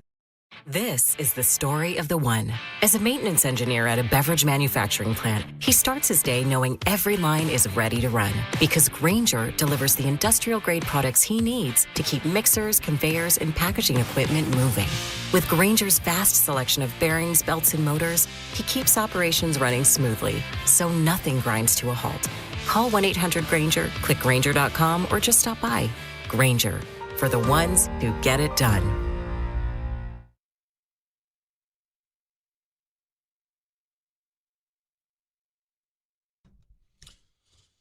A lot of yacht rock today. I heard Player earlier. I don't hate it. Dance with me. What are you feeling there, Jacob? Talk to me. I started with like family reunion earlier today, and it kind of got me in this old school mood. When you played Spinners, I'm like, oh, you're heading in the direction. Yeah. I don't mind this. Yeah. Calling, dance with me. Also, feel good music. Come on, man. It is though. It very much late summer feel good. I'll tell you, we got the same thing going on today that we had yesterday, where it's like I look outside and it looks like it's going to storm again. Did you see? People on Long Island saw this. Did you guys happen to see it on social media? There was a storm front, and the clouds were like a line. It looked like an offensive line. Really? It was straight across, curled over cloud that just started like emerging towards the shoreline. Wow. People on the beaches were trying to video it for social media and then realized, like, I need to get the hell out of here because, like, literal lightning bolts were coming out of this. I wonder if there's any video on social media. Oh, no. It's everywhere. I'll find it because I had it on my feed. It was obviously, chock full of Long Island. It really was stunning. And we were on the air while this was going on yesterday. So today could be another one of those days, I guess. Well, I'm just looking. I just searched clouds. Check out these cloud formation in Cape May. Imagine you're just on the beach and you see this. That was similar to what was going on. Where it just looks like a mountain is coming towards the beach. Yeah, it looks like a whole line of. Oh my God. Yeah, it's not great. There was another one though. This Long Island. Is it Long Island Connection? It's like tornadoes and. That was crazy. It's crazy what's going on. No, it wasn't that one. It was one of the Long Island things that I follow that had this. It was unreal. But yeah, it was stunning. So the first preseason games are coming up. Jets are playing on Friday. They've got the Bucks. They've been scrimmaging with the Bucks. Right. The question that Aaron Glenn was asked today, which everybody wonders now that we're down to 3 preseason games and all that, is who's playing against Tampa on Friday? Everybody's playing. That's what I want to do for the most part. And listen, you have 2 new systems, that's going in, and I think it's important for our guys to play. Now, there was science behind this also, as far as having joint practices and trying to get the guys, at least throughout the preseason, 25 to 30 reps. I'm talking about all 3 games, So, and I don't know how I'll divvy that up. It's a field when you go into preseason. But what they say is when you have joint practices where the ones get a lot of reps, and then you have that many plays, 25 to 30 in the preseason games throughout those 3 games, the risk of injury actually goes down in that first part of the year. So, just talking to those guys, I'm a big believer in that. So I'm looking forward to seeing that. Now, what does that mean? Does that mean first series in all 3 games? Like how it's all going to get broken down, but we will see the starters, or at least guys that are potential starters. I would expect that, right? Well, I don't know what to expect anymore. I was talking about it with John Winthrop earlier today. Mm-hmm. You used to kind of know the preseason, right? First, when there was 4 preseason games. First preseason game, you'd see the starters for like the first half. Yeah. Second preseason game, about the same. Then the third, it was on. Like, you would see the starters go into the third quarter. That was always the Jet-Giant game. That's where you're going to see the most of. That was and like then the fourth one, dress rehearsal, and fourth was all guys trying to make the team or the practice. You had a couple of stories of guys that were looking to not get cut, but otherwise starters barely got in if they did it all, and you kind of accepted that. But now with the 3, it doesn't seem like anybody plays at all. So he's going to have the starters play. Aren't we learning that that's kind of a mistake? Yeah. Especially for a guy like Geno Smith, who I think needs to get as many reps with this team as possible. Let's be honest. There's a lot going on with the Jets today. Stinger's got hurt. Looks like he's going to be okay, but that was like a scary moment. They're fighting in camp and all that. But let's face it. Let's get down to brass tacks. I could play you a bunch of sounds. So what? It's all about Geno Smith. Yeah. It's all about Geno Smith. All right, we could talk about Aaron Glenn. Is he a good coach? We're going to find out. But they're going nowhere if Geno Smith plays like he played in Vegas. They're going to go nowhere if he plays like he played in the second half of his last year in Seattle. Well, they're going nowhere if he plays like he's played for a lot of today's practice. Exactly. With the Bucs. Not great. The reports are it has not gone good. Now, just because you said it, I don't know if everybody knows this story, but Quantez Stiggers, who's one of their secondary, he's a good corner. He was taken off the field in an ambulance. They had to stop practice. He collapsed during the practice today. He was responsive, though. I think Glenn said he just passed out. Right. So, they're waiting on word on him, and so obviously only the best thoughts to him right now. But that was one of a few dramatic things that happened in practice today. The other one, as you mentioned, there was a brawl, a back and forth that went on between, which I think this happens a lot in crossover practices because, look, you get tired of hitting your own teammates for a while. You want to hit somebody else, and the first chance you do, you always go a little extra. Did you see Breece Hall saying that he avoids all that stuff because he said, I made a rule anybody is 240 pounds or more. I'm not messing with him. Yeah, exactly. So he just walks away, which is probably the smartest thing to do. But, yeah, it's Geno Smith's performance in red zone, in some of the 7-on-7, 11-on-11 stuff, he was bad today. And the reporters made note of it. He did recover, I guess. He threw a couple of good, or actually one of his touchdowns was more Garrett Wilson being incredible than him being throwing the ball well. But, Don, we're assuming so much with the Jets. And I told you, I refuse to be all in. I'm intrigued. I think the general manager's good. I think Geno was the best play they could make right now. But he's Mr. Right now. He's not Mr. Right. No. And any thought of, hey, he could be a Sam Darnold. He could be what Daniel Jones maybe was last year for the Colts. I don't know. Because he is not somebody that you can say what he did in Seattle, he's going to do here. And practices like this concern me. And you know what else concerns me? He's one hit away from you realizing there's no quarterback depth on this team. No. None. There's no other place to go. And if you tell me Cade Klubnik.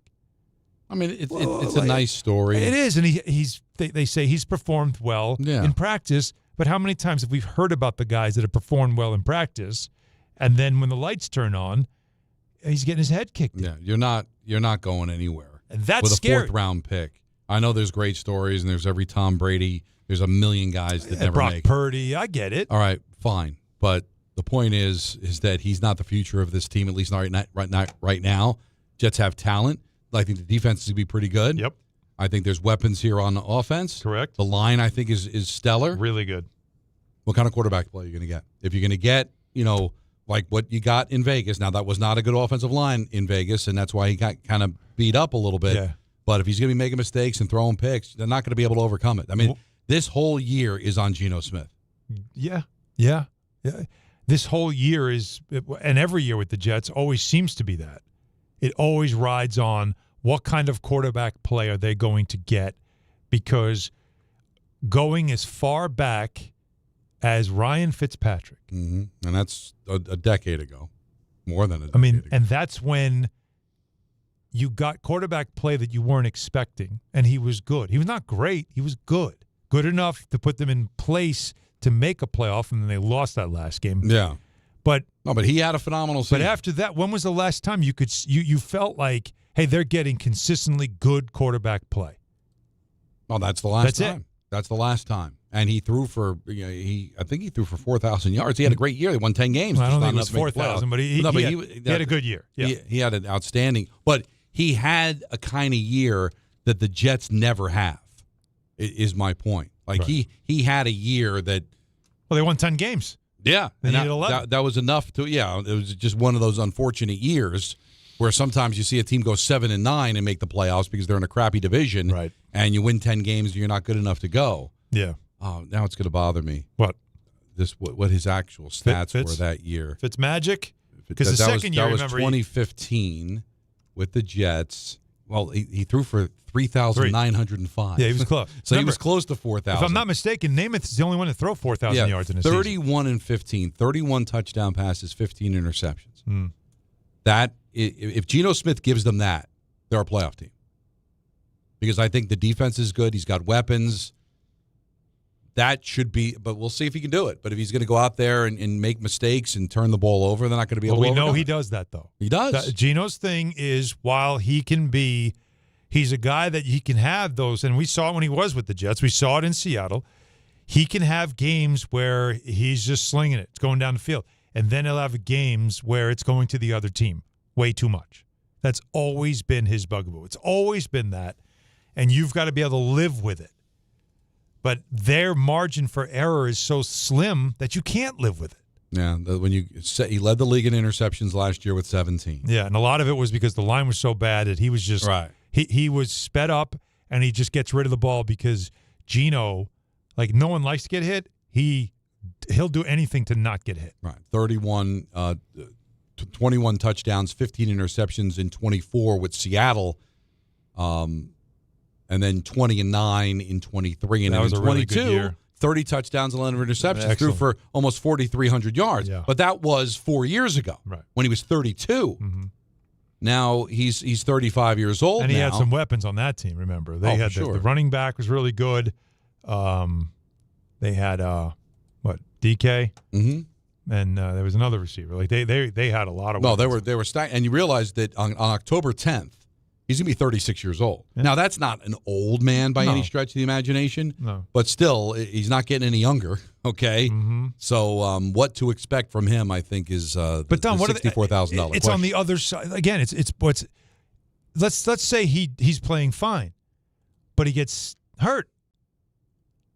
That's the part, like, there's nothing behind him. No.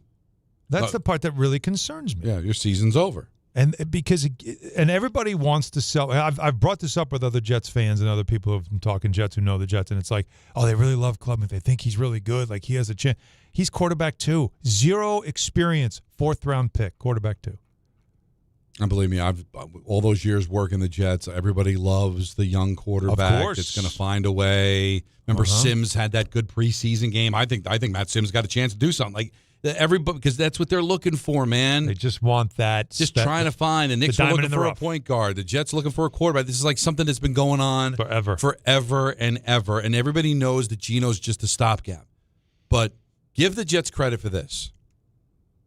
They've actually drafted well. There's talent on this team. Right? Joe Douglas lost his job because he messed it up with Zach Wilson, right? Yeah. But otherwise, they've drafted. They've got talented players. It's just they haven't been able to find a quarterback that can lead them. And they admittedly have found Geno Smith to just be that stopgap until they figure it out, either in the draft or whatever. I don't think it's going to be the draft. I'm telling you. I don't think it's going to be the draft. But here's why it's important. Like, if you can keep it together and Geno Smith plays okay, that lets the world know that, hey, especially guys like, if you want to play the fantasy of Baker or Joe Burrow or whoever you want to fantasize about. Mm-hmm. They look and go, well, I could play better than Geno Smith, and he won 8 games with the Jets last year. They got a lot of weapons. Look at the talent, and maybe Aaron Glenn's a pretty good coach, and if I go in there, I can win 11, 12 games. Mm-hmm. Like, that's what you're hoping.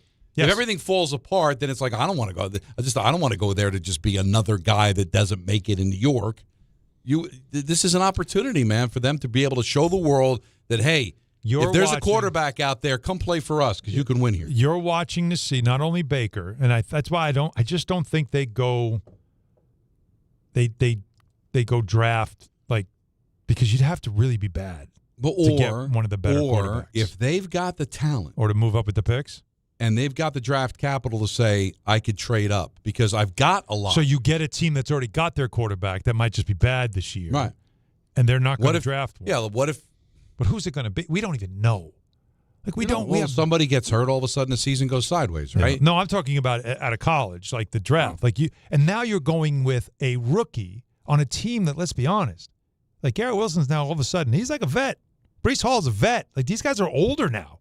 Are you sure? Like now I want to bring in a 22-year-old, 23-year-old quarterback and hope it hits right away? With guys that are now starting to age out and I got to pay them? Or do I go and see if there's a Baker Mayfield? Let me see. Does Philadelphia eventually decide like Jalen Hurts ain't it? Like where they want to move on from him? You don't know what's going to happen in some of these places. Yeah. Where all of a sudden a guy shakes free. Did you know when Sam Darnold was bouncing around in Carolina and San Francisco that eventually he was going to have the year he had in Minnesota and become available? Right. So who's that guy? That we were all focused on the guys that are now, but like who's that guy we're not thinking about? Mm-hmm. Like let's say. I don't know. Maybe it's Baker Mayfield. Maybe Kyler Murray finds it.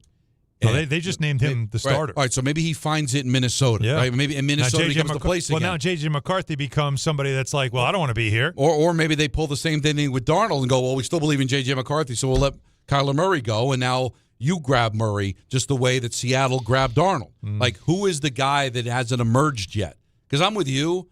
Like, yeah, you'd like it to be in the draft. That seems to be where all the forever quarterbacks come. But that's the fantasy of it. But maybe I got too old. What Seattle did is a window into if I get everything else right, that maybe I could find a quarterback that right now doesn't look like the guy, but if I put him on my team with all this talent and I have the coaching and I've got Reich now as my offensive guy and he can tap into something that now he becomes the guy. Because, again, I think people realized when Sam Darnold was winning a bunch of games in Minnesota, hey, they cracked the code on him. But you didn't think that before he went to Minnesota. No. You know? All right, he was just another draft pick, another failed guy. So maybe it's Kyler Murray is that guy. Maybe it's somebody we're not even thinking of right now that turns out to be that guy. Or maybe maybe Baker Mayfield does shake loose in Tampa. He has a big year and he doesn't want to sign. He wants out. He gets franchised. And maybe you use that draft capital to send a first-round pick over to Tampa and you get him. Hey, I don't know. You've put yourself in a situation where you got some options, and when's that a bad thing? To actually have some options. Listen, Kevin O'Connell has a rep of fixing quarterback. I'm really curious to see what happens with Kyler there. Yeah. But if he can't figure out J.J. McCarthy, that'd be a red flag for me more than anything. No, it would be. Because look at the Daniel Jones went through there. Yeah. Sam Darnold went through there. Like everybody got right when they went there. You know, Kyler Murray's now doing the same thing. Like I'm going to get right with this guy. So if they find it with Kyler Murray, they might go ahead and just stick with Kyler Murray.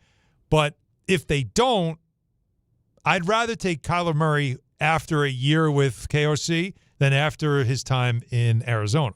Sure. Because I think I'd probably got – but Baker's interesting because him in New York, his personality, chip on his shoulder. Boy, doesn't he scream Jets? Everything about him, right? The punchy and you know, like he would take things personal. Like, that'd be the right kind of guy. The draft with a team of this age, I just feel like the timing isn't right. Well, and also it's time to get back on the rails again. We said that with the Giants. You got to get back in the league. It's time to just get back at a regulation or whatever they call in soccer. Relegation. And get back into the bigs. Yeah. Last call crew, 1-800-919-3776, and then ENN with Anthony Pusick at 6 on ESPN New York. Mornings with DiPietro and Rothenberg. Buster only joins us. Who is a team in the American League right now that should scare Yankees fans a little bit? All of them. There's so much parity in the American League, it's kind of crazy. So if you told me that the Yankees reached the World Series, I wouldn't be shocked. And if you told me they got knocked out in the first round, that wouldn't shock me either. I don't think they have any idea what they're going to get out of Judge and Stan the rest of the year. Like none.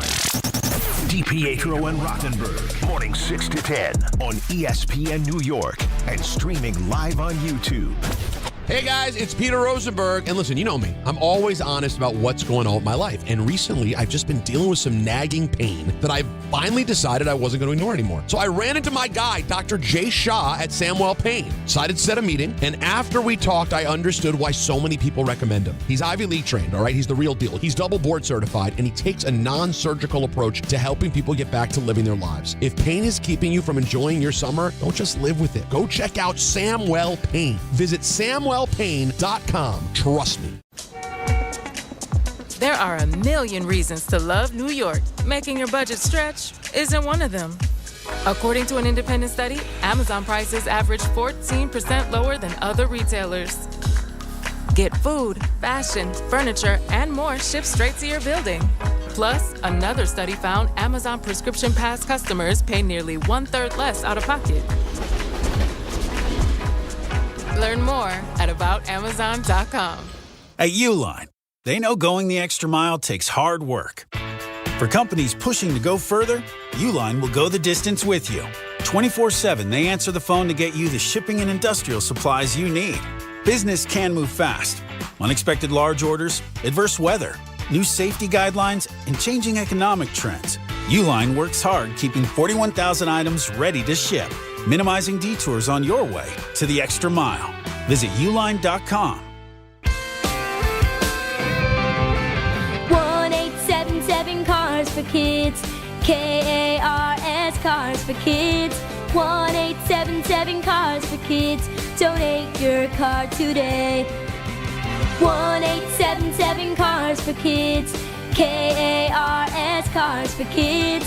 1-877 Cars for Kids. Donate your car today. Ready to get rid of that old car? Donate it to Cars for Kids. Call 877-CARS-4-KIDS to speak to a friendly live agent. Donation is super easy, and your car can be picked up as soon as tomorrow. Go to carsforkids.org now, or call 877-CARS-4-KIDS to donate your car today. 1-877 Cars for Kids. KARS Cars for Kids. 1-877 Cars for Kids. Donate your car today. Did you know you can donate real estate too? Go to carsforkids.org. That's cars with a K. It's Rich Eisen for Pella Windows and Doors. Sometimes teams take a timeout to regroup and call the right play. When it comes to your home, Pella Windows and Doors always has the winning game plan. They do it every day, and that's why your neighbors trust them. Visit Pella.com/Eisen today. Right now, Pella Windows and Doors of New Jersey is offering buy one, get one, 40% off windows and doors, and no payments, no interest for 24 months. Some restrictions may apply. See local showroom for details. Offer ends August 31st, 2026.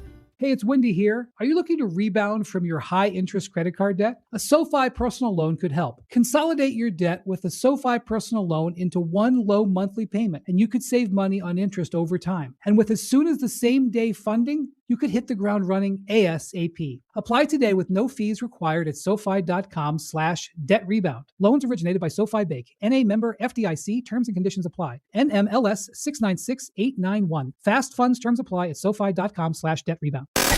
This is the Michael Kay Show. It's unfortunate that they are letting this string of amazing pitching performances be wasted. Because if you look at the way the Yankees are constructed, they've got a great top three in the starting rotation. Bottom line is, the Yankees, because of their lack of offense, have put themselves in an unenviable situation. The Michael Kay Show, weekdays at 1 on ESPN New York and streaming live on YouTube.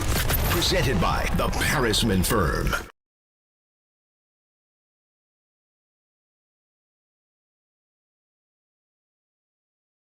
All right, close it out with your calls. Last call, crew, 1-800-919-3776. I was not expecting this as the last song that you played today.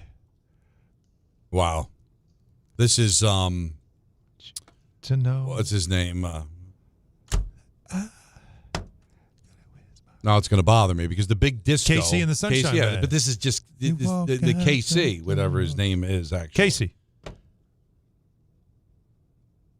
Kevin Collins. Maybe. I don't know what his name is. I don't know. Let's go to Keith in New Jersey. You're on ESPN New York. What's up, Keith? Maybe Keith is Casey. Maybe. What's going on, guys? Listen, I need to know as a Giant fan, Don, how long does Eli and Tom Coughlin got to wait to get into the Hall of Fame? You got to wait till Brady Belichick get in first, even though Eli was the one that beat Brady? I can see a scenario where they go in together. I think they both are Hall of Famers to me. It's all, Keith, it all just comes down to who's eligible in the given year and who's going to get the votes. But I think they're going to get in. I hope it's in the same year. I hope it's next year. I have a feeling at least one of them, if not Eli, will get in next year. But Keith, a day will come where both of those guys are in the Hall of Fame. So Eli, this was his first, right? And second. He did, I think it was his second. Right. This was his second? I think it was his second, yeah. What do we wait? Like, It's your second, and I got a Met point right quick. How good are the Mets' chances being spoilers against the teams that's going into the playoffs? That series with the Yankees, that 9/11 weekend, man, that's going to be. Well, it gives you a reason to play. Look what they own the Braves for some reason. They've won the 7 of the 11 games they've played against the Braves. Is that the season series? They have it? They have it. Season head-to-head? Yeah, it's 13, right? So they've already got 7 wins against them, so they're done. They've won the season series against the Braves. When was the last time they've done that? I don't know. Braves have owned them. Yeah, definitely. But the Mets own them this It's year. on the rundown? Oh, my God. It is? Look at that. You know what? I usually read this. First time since 2017, so 9 years. All How right. about that? That's not nothing. That's not nothing. You're right. Now, could they play spoiler? Sorry, yeah, Anthony. they'll play spoiler. They'll have games against the Phillies down the stretch. They've got that 9/11 series against the Yankees. That's going to be huge. Can't get around that. Bobby and Belmore, you're on ESPN New York. Bobby. Yeah, Plunkett and Flores on it. Yeah, hi, how are you? You hear me? Oh, yeah. You hear me now? Yeah. Plunkett and Flores didn't get in, so, I mean, I don't know. We'll see. I know they beat the undefeated Patriots, but if those two didn't get in, then why should these two get in? They had the 2 Super Bowl wins. And I know. And also, Joel Embiid, have you seen pictures of him? Yes, and I never trust summer photos. Yeah. Well, he lost 20 pounds, and I guess LeBron's got his ass in the gym. But I want to talk about Aaron Gordon. We'll see. Well, we'll see. He's also got if you look closely at one of the week. Yeah, look at one of the photos. Look at one of the photos. I think it could be dark. But his left knee is. I know. It's like it looks mangled. It's first of all, it's twice the size of his right knee. So right. Well, he has something common with Stanton. They both play 55% of their games. So that's right. I wish Stanton would play 55% of his games. But you know what's not common? No, I think he has. But Stanton's clutching the playoffs, Bobby. I don't know if Joel Embiid. No, he's not. Well, we'll see. But I want to talk about Aaron Gordon quickly. I spoke about this last year with his mental aptitude. He didn't know how to do elementary math. He said he had to get to the 35-yard line for a 53-yarder, even though Folk hit the 57-yarder a couple of weeks prior to that. So in the game situations, you're talking about Geno. I mean, I'm worried more about Aaron Glenn. His defensive players were unhappy with the coverages, and he decided to change at the end of the year. I mean, what happened the first 10, 11 weeks of the season? Well, let's not forget, Bobby, too, that you're also now he's got more responsibility because he's the D coordinator. Because let's face it, Woody Johnson didn't want to pay. That's a superpower, Don. He didn't want to pay for a defensive coordinator because he paid all that money to Frank Reich, so he didn't want to get Wink.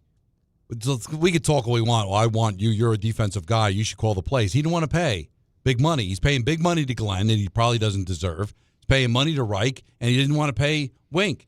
So now a guy that didn't seem to be able to handle the head coaching job because it was a little overwhelmed in his first year, and I get it. It's his first year. But now in his second year, he's going to have extra responsibility because now he's calling the defensive plays. So if you were worried about him last year, now he's got more responsibility. That would concern me. Mm-hmm. But I still think Geno is the key to it. Because even if Glenn figures it out, if Geno doesn't play well, they're not going anywhere. I don't think they're going anywhere anyway. If Geno gets hurt. Well, that's another thing. I worry about that too, man. Like that's, again, the offensive line's good. They should protect him. But, there's nothing behind. Once again, there's really nothing there. And quarterbacks do get hurt. ENN's coming up next. Don Hahn and Rosenberg take you up until 6:30, and then it's Mets baseball on ESPN New York. When care matters most, Experience matters more. The Allure Group is redefining rehabilitation and long-term care across New York with 6 convenient locations. Their expert clinicians create personalized care plans to help you recover, rebuild, and get back to what matters most. From short-term rehab to long-term care, Allure is committed to comfort, dignity, and results. To learn more, visit allurecare.com. The Allure Group, where care meets compassion. When you manage an active facility, disruption is not an option. Tricon Construction specializes in healthcare, commercial, and industrial environments where work needs to happen without shutting operations down. That takes detailed planning, clear communication, and safe, disciplined execution. Because when patients are inside, tenants are working, or production has to keep moving, every decision matters. Tricon understands how to work around your business professionally, safely, and efficiently. For complex work inside active facilities, choose Tricon Construction. Visit triconbuilds.com. That's triconbuilds.com. Hey, Yankees fans! Join us at Yankee Stadium on Friday, August 21st, as the Yankees take on the Toronto Blue Jays. And don't miss Cody Bellinger Bobblehead Night, presented by T-Mobile. The first 18,000 guests through the gates will take home an exclusive Cody Bellinger bobblehead. Get here early, grab the giveaway, and cheer on the Bronx Bombers. Tickets are available now at yankees.com/tickets.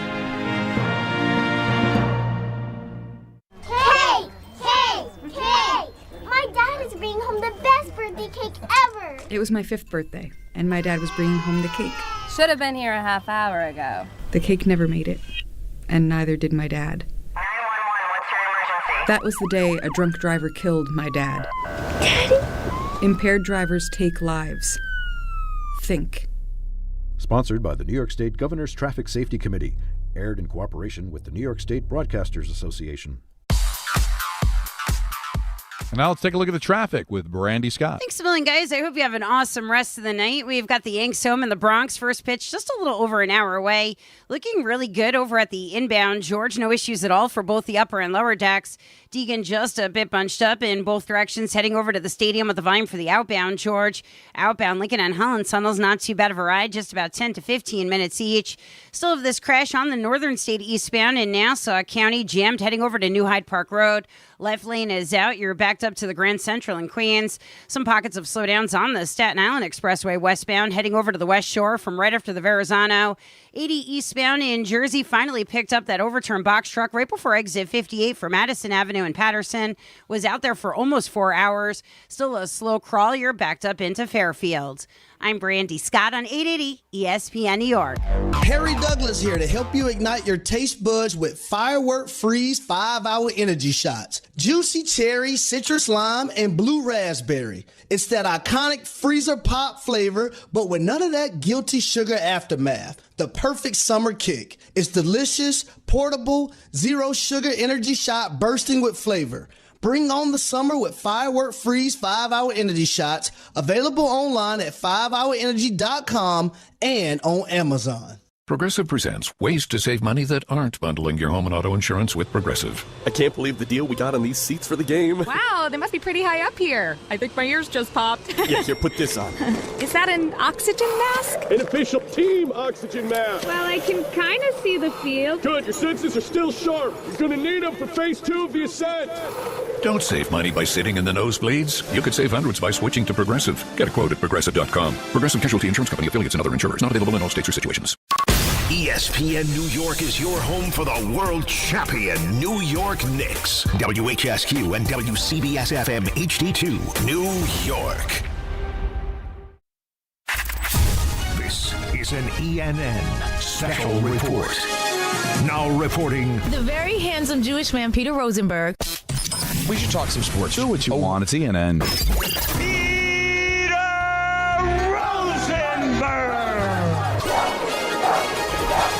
6:01 in the big city. Hahn and Rosenberg until 6:30. At that time, we'll hand it off to the Mets and the Braves. But right now, it is time for Anthony Pusick filling in for the vacationing Peter Rosenberg with ENN, brought to you by Boost Mobile. Thank you. You suck, Pusick. Thank you, Peter. I appreciate it. Thank you, Don. Thank you, Alan. How are we doing today? Good, and yourself? Well, it looks like it's 8 o'clock again outside. Is it? Wait, let me check the weather app. It says possible thunderstorms. No word. Yesterday was a beast. It was. Oh, yeah. Yeah. Not possible. It's happening. Yeah, it's coming. It's happening right now. Well, no word on the Yankee game yet. And the Mets are thankfully down in Atlanta, so hopefully we get all the baseball in tonight. All the baseball. All the baseball. Have you noticed the accents going away? Mine or anybody's? I'm talking about it generally in the population here in New York. If he was that bad. No, that's yours. I don't know what's going on with that. That's a struggle I had that day. The Brooklynese still comes out every once in a while. You still have it. Mhm. Jake has it. Don has it. What do I have? The accent. This Northeast, New York, New Jersey. With certain words. Yeah.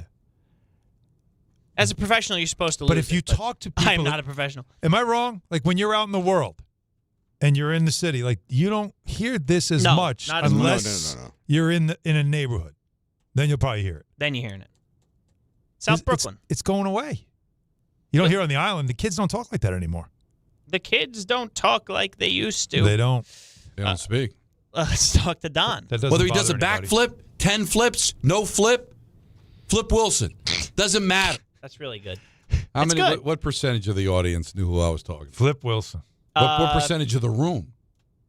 I got it. Oh, I'd say probably 50% of the audience knew. Jacob Flip Wilson, that helping? You got it? He was a comedian in the 60s. Yeah, see, He man. had his own show. I'm not expecting you. I was barely alive, but I understand history. yeah, there I you know go. the Civil Look at that. War was Mhm. fought. I've heard Flip Wilson. I don't know. No all idea. due respect to his career, Civil War Flip Wilson. I think knowing the Civil War is probably more on me and Jacob's radar than Flip Wilson. Hey, Blue, how many outs? Tell me. Well, Alan? that's what you call umpires, right? Blue? Yeah. No, it's just funny. It's not that you said anything wrong. It's just that now we could play. Hey, Blue, how many outs? At any point in time. Come on. It's nothing bad You're about my boy, Blue. I enjoy it. Alan? Everybody talked about Orville. Yeah. Orville. You missed that one. Oh, I pulled the hamstring on that one. Jacob, of course, Don missed his redemption. Can you find Peter killing Marv Levy last week? Oh, yeah. Thank you. You missed this? Listen, I'm not happy he killed them off. This Or happened. attempted to. No. I am now off the hook, right? You're not the only one to kill somebody. Well, so here's what happened. We were talking about the passing of someone. It was from The Sopranos. Oh, big. I'm not saying it. Yeah, No. you know Somebody what. say his actual name, please. Yeah. Well, Peter said it twice.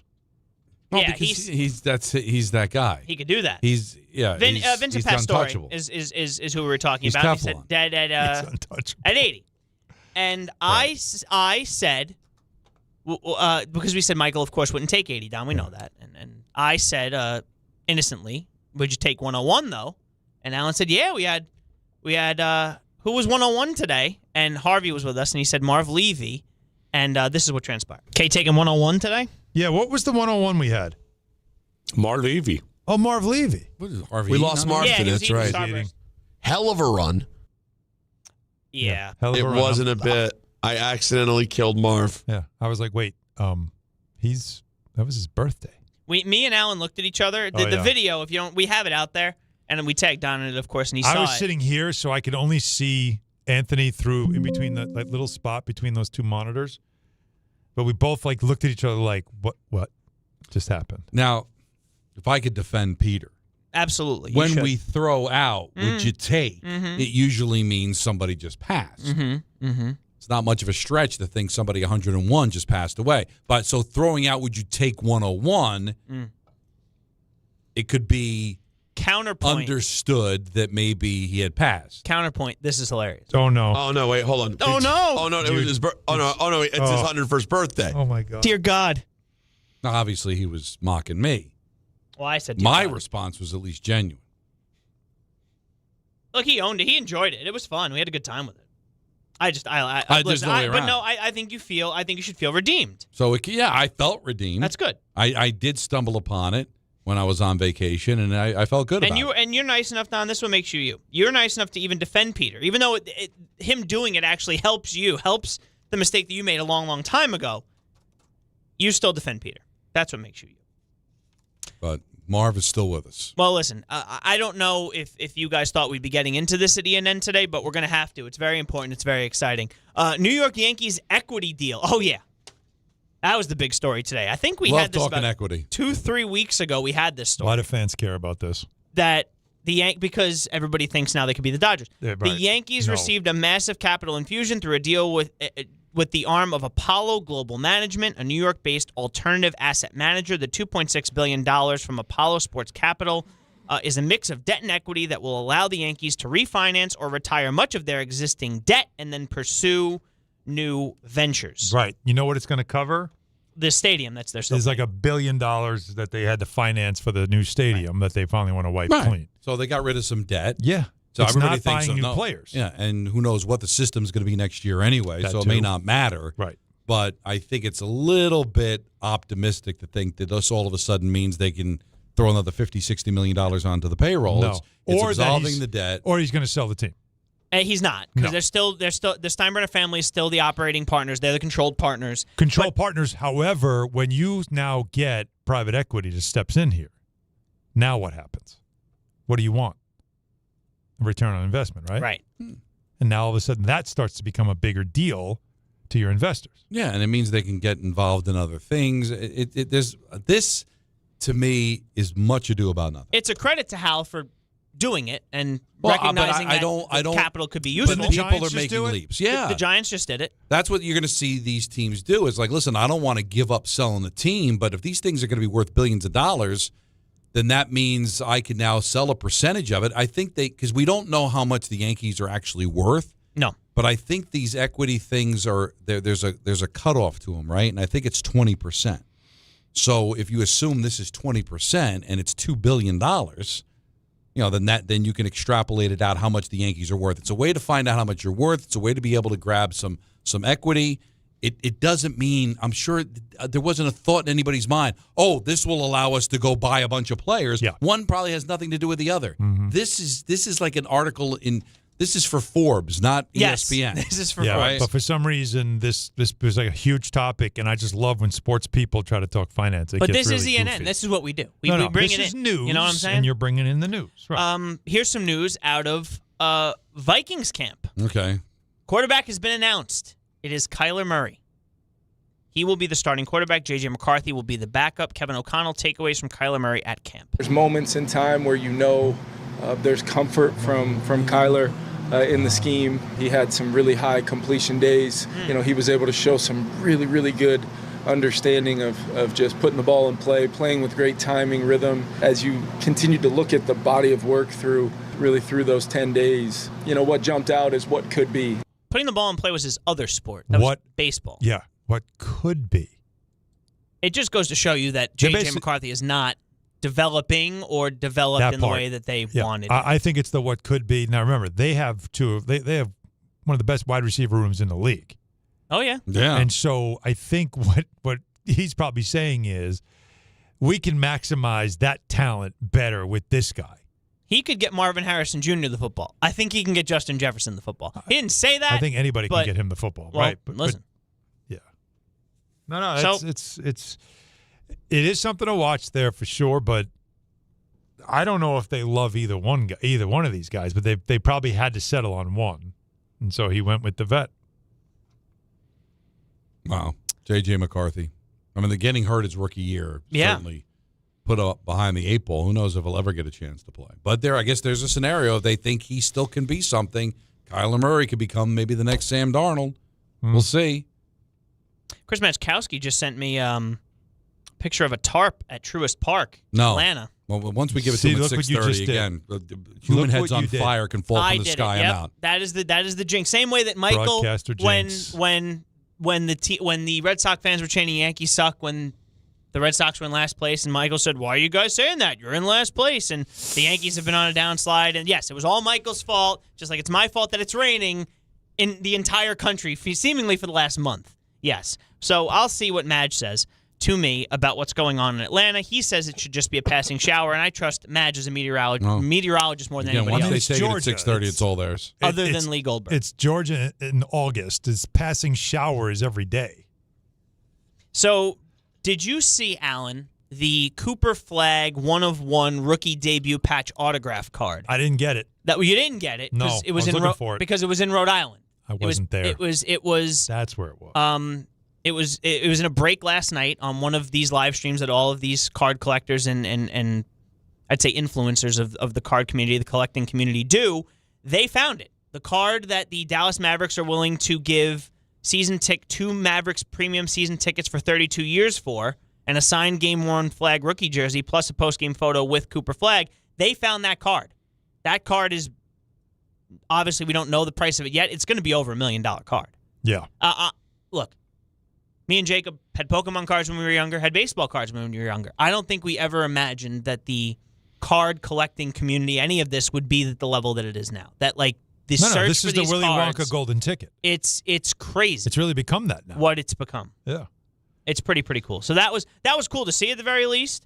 So we'll see what goes on with that. Aaron Boone, before the game, you introduced Stanton outside. You showed him what the bases are. Now he's running. How big is it to see him running? It does feel like he's getting closer. He's stacked a lot of good days here. So, when that time comes, obviously it'd be very good to get him back. What'll be the next step just with him and talking with them? Not sure. Just, when they say we're ready to do something, then we go. Why is it that his rehab, whatever you want to call it, is so much different than everybody else's? Because he's so much different. Yeah. Can you think of another body type in baseball like his? And the way he swings, as ferocious his swing is, but just mechanically, he's just all odd. Like he's it's like, I don't know how to explain it. He's built like if Arnold Schwarzenegger played baseball. Like it's everything you were taught when you were a kid. You don't want to be too muscular when you play baseball because your mechanics will be all off and you won't be as flexible. He just seems so stiff, but when he makes contact, man, it goes a long way. That's why you don't care about the fielding, you don't care about the running. You want to be able to have him come off the bench when you need a hit, need a home run against the lefty. That's what he's going to be. And we'll see how long his career maybe can be that, Could he make a career out of just being that monstrous right-handed power hitter? Well, he has. But remember, as a pinch hitter, his stats aren't. I mean, he's had to do it more recently, but his stats with that aren't great. Right. So his timing is everything. Alan, you mentioned it last week. It's always timing with him. When he comes back, he's still got to get his timing right. And Boone always mentioned it, that his timing is off, and that takes a while for him. Like, he's a very regimented hitter, and when he's on, he's on. But when there's something amiss, whether it's his stance or his timing, it's a problem for him, at least now towards the end of his career where he's stacked up a couple of injuries. Aaron, Booney, how would you assess the offense the past couple of weeks? It's been a struggle. No kidding. Several weeks now where, difficult for us scoring runs. Yeah. An area we've got to be better, and we know that. The good thing is we've had to play in a lot of really close games day in and day out, and done a good job against a lot of good teams of winning a lot of those games. So, but, to be the team we expect and want to be, we know we got to get better offensively, and hopefully we will with not only the guys we have now and where we feel like we've made some improvements, but also hopefully as we go getting some guys back. One more on that. Are the struggles due to missing 3 of your key offensive pieces? I mean, it's 3 great players, but so of course, you miss those guys, and that production, is hard to replace. But that being said, as I've maintained all along, even before we got Ramos and Garcia, who I think lengthen our offense and change our offense, I feel like we still have across the board guys that are capable of being better than they've been. And, we need to get that out of them and hopefully get those guys cooking. And I think we still have a chance to be at our very best, hopefully when it matters the most. And I do have a lot of confidence that a lot of these guys, that there's more in the tank almost across the board with each of them. All of those things are true. He's right. We just have not seen it yet. Well, that's kind of what he's saying. Yeah. Is we got to get there. And he's also pointing to what we're all pointing to, which is, can they all get right at the right time? You know what I mean? Mm-hmm. Like that's or just in time. In time would be nice too. Yeah, I think that's kind of the same thing, right? But it's basically what we're all waiting to see is this whole season could suddenly flip if they all get healthy and it just starts to click. And then you're like, wow, it's the perfect time. Just in time, right? Mm-hmm. But he's also not wrong in that right now, with what they have, they still should be better than what they are. They should be. And again, there's just a lot of lefties, and you make all these excuses. You built the lineup this way. Right. And you can't build a lineup that is that reliant on one guy's bat being in it. It's just, that doesn't make sense. But it is. But that's what they pretty are. Significant bat. Yes, it is. So you know who he's talking about? Can you name 3 players that he's talking to when he says that? Grisham. Yep. Chisholm. Yep. Wells. I don't know if he. I mean, I think so. But A-Rod was really high on Wells when he's talking to Michael. Rice will get better once Judge comes. Yeah, I think Rice is probably also kind of a little gassed. I just don't. He's kind of hit a wall. That's why I didn't mention Rice, Alan, because you said who do you think he's referring to? Yeah, I think that they're really happy with the start of Rice's season and knowing that he's had to take on a position that's not Wells his. Wells been around long enough to kind of get you got to get right at the plate. He's very good behind the plate, but you got to get right. And his ABS challenges are excellent. That's one again, and you can understand why they want to keep that behind the plate. And if everybody's comfortable with him with the way the pitching staff's going, I totally get it. If they could have gotten Adley Rutschman, they would have gotten Adley Rutschman. You would have thought, yeah. But I think it's Grisham and Jazz are the 2 guys that they're staring at going, guys, let's go. You 2 need to be better. And especially Jazz, because he was talking about being 50-50. Yeah. And listen, he does have 17 home runs, but you're batting .216. And 30 stolen bases. Right, but you can't steal bases. You can't steal first, right? So if you're only getting on base like 21% of the time, then it's not much of a threat. And the other thing with him, too, is remember when they first got him, and it's like this breath of fresh air player that has like, he's got some personality to him, and I like that he's bringing some edge, and that stuff gets less entertaining and more annoying if you're not producing. When you're not producing and your at bats look it's as disciplined as you could possibly see. I got to tell you, and now listen, I was all for getting rid of the whole beard thing and loosening things up. I thought it was too old school. Mm-hmm.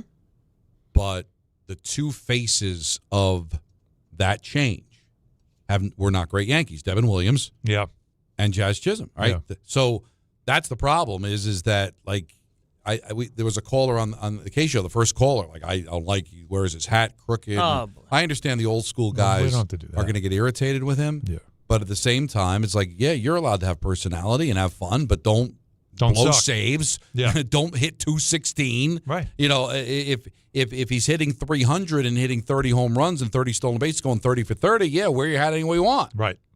But but those are the 2 faces, right? Let's. Yeah, Devin Williams wanted to keep the beard. He came to the Yankees, and he sucked. And by the way, it was going to make him him comfortable. If he didn't suck, everybody'd be fine. Right. He wasn't comfortable. We want to bring Jazz in, get some personality, take the edge off, like all that stuff because the Yankees were too corporate. Well, he hasn't. Yeah. Listen, he's a good defender, and he has been clutch. But overall, he has not lived up to expectations, and I agree. As much as I'm celebrating what the Yankees have been able to accomplish despite the injuries, this offense should still be better. Yes, I mean, you shouldn't. I think there's you've no got question enough. about it. You've got enough guys there. You shouldn't be like scoring 2 runs on a cloud of dust here. No, absolutely not. We talked about this a little bit. I don't even know. I don't think it made the air, but we're going to do it now. Jacob put one in. I think Raymond Dinahan even put in Raymond. Oh yeah, absolutely. Very formal. Very formal. Because we don't go with nicknames anymore. I can't call him Dino. That would make Don upset. So we can't call him Dino anymore. You can't do that. Raymond Dinahan. Yeah. Put in some submissions for the Islanders' 3rd jersey. I don't know if it's the first time ever for a team, but it's certainly the first time the Islanders did it. I think that they came up. There was 80,000 submissions for an alternate 3rd jersey. Now, granted, they gave stipulations of some logos you could choose from and some color schemes and some designs. You couldn't do. If you could do whatever you wanted, it wouldn't just be 80,000, and there would be a lot that wouldn't be available for use, I would imagine. So, what they ended up coming up with is you have 8 to choose from, and you can vote. I believe on the Islanders website, you can cast your vote up until tomorrow at 12. Right. And it's a bracket. So there are 2 versions of the Lighthouse logo, which you'll remember, at least Alan tells me, from the Fisherman logo, and Ray told me that it was the patch on the shoulder of the Fisherman. Yes. So you've got 2 of those. You've got 2 of the Islanders Fisherman, which is Alan's favorite. No, don't put that out in the world. 2 of the New York logos, where it's the NY with the hockey stick for the Y. The Brooklyn black jersey that now is with a deep blue or an orange. Yes, and then 2 that just have Islanders as the name. One is Isles, and one is Islanders. And they look like rugby shirts, right? A Would little you say? bit. The secondary one that's spelled out Islanders, where it's got the white stripe and then a white stripe in the middle with orange. What would you call that, Don? You used to describe the jerseys when you were radio play-by-play on the radio. How would you call that? Sleeves? Not orange. It was not the orange. It's the orange lining on a dark blue. Yeah, the orange trim. It'd be orange trim. Yeah, orange trim around the white stripe in the middle of that Islanders jersey. I really like that one. I can't vote. You can't vote till tomorrow. Oh, you can't vote until tomorrow. Yeah. Oh, it starts at 12. Fan voting will begin on Wednesday, August 12th at 12 p.m. Eastern. You know, that was in the rundown. Reading is fundamental. Just wanted you to know. Reading is fundamental. It is in the rundown. I do. Mistakes in the rundown too. So what do you like, Don? Fisherman. I love the fisherman. You know what? Honestly, I will throw you through that glass window. You got to realize people do. One of my buddies from college loved that jersey. Yeah, of course, because he was 2. You can love the came jersey, out. but you have to understand the time period that represents. I know. Yeah, is reprehensible. Reprehensible. Look, people love the Liberty jersey, the Liberty logo, and I hate it. So I understand. Well, that wasn't a good time either. No, wasn't it 98, wasn't. 99? That was a bad time. Marek Malik and Jaromir Jagr MVP caliber season. Those are the 2 things that happened from that. I see your Marek Malik. I'll raise you Vladimir Orsog. When's that day? And Travis Green.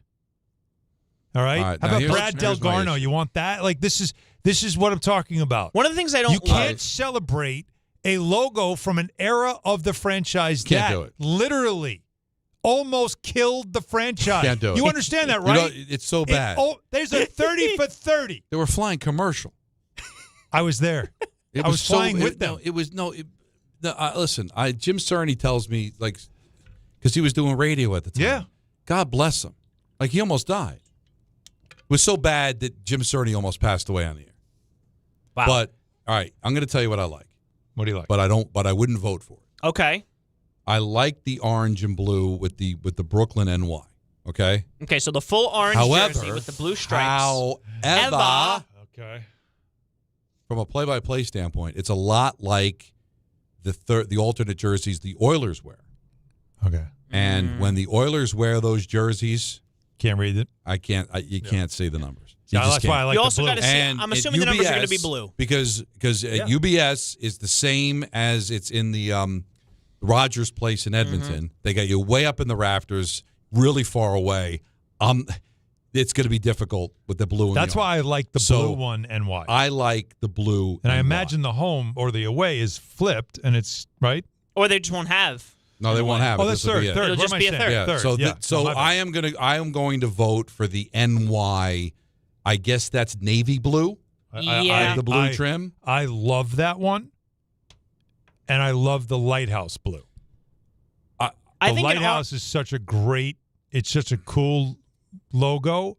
It does represent Long Island. There's a billion lighthouses all around. Lighthouse is really cool. Someone said the orange lighthouse one looks like an Oilers jersey. Now I can't. So does the NY with the orange and blue. That's why you can't do the orange jersey because it is too much like Edmonton's. Too much like Edmonton. But the blue, that has some. Now I also, Don. If it was orange fisherman, I think you might have to. I think that's sharp. I don't. You don't like it, one. okay? Well, because you're talking about the blue with rugby. the white, Yeah. the rugby. Because it looks something too you rugged. It looks like a sweater. I would have bought that at the Gap Sweater. in 1988. I would say the other one that says Isles. Is I better. would have bought that at Just Shirts at the Willowbrook Mall. That's right. Just Shirts. And if you see him at the mall in Willowbrook, okay, boom. I am voting for the NY in blue. On the, I guess that's navy blue Okay. with the white. I don't and hate the, that. and the orange stripes. I think it looks sharp. I Right. think it honors the old school, new school. I like the lighthouse, but I just don't think people are going to get it from a distance. It will when you pick it up on TV. What exactly is that? Now keep in mind the vote isn't just of the 8. You have to vote for each grouping. You get to vote one, and then they go through. Oh boy! So you like the blue NY? So we're going to 5. over the orange NY. Yes. Out of the lighthouses, which one do you like? I'm assuming you're going to say you like the blue better than the orange. Yes, you got to You're stay gonna away go from no the orange. orange. I'm So you're only getting rid of all the so oranges I am voting and for the Isles the one. blue lighthouse. Yeah. I'll vote for the blue fisherman jersey, and Really? I'll vote for the Isles blue. And I like the orange Is numbers. the Fisherman orange in the blue aisles? Oh, God. What are we doing? The one thing I don't like about that one, and I'll tell you, you can't see it right now. The Fisherman thing has to die. No, it's got to go. I'm serious. I'm trying to find a comp. It has to die. What would it be?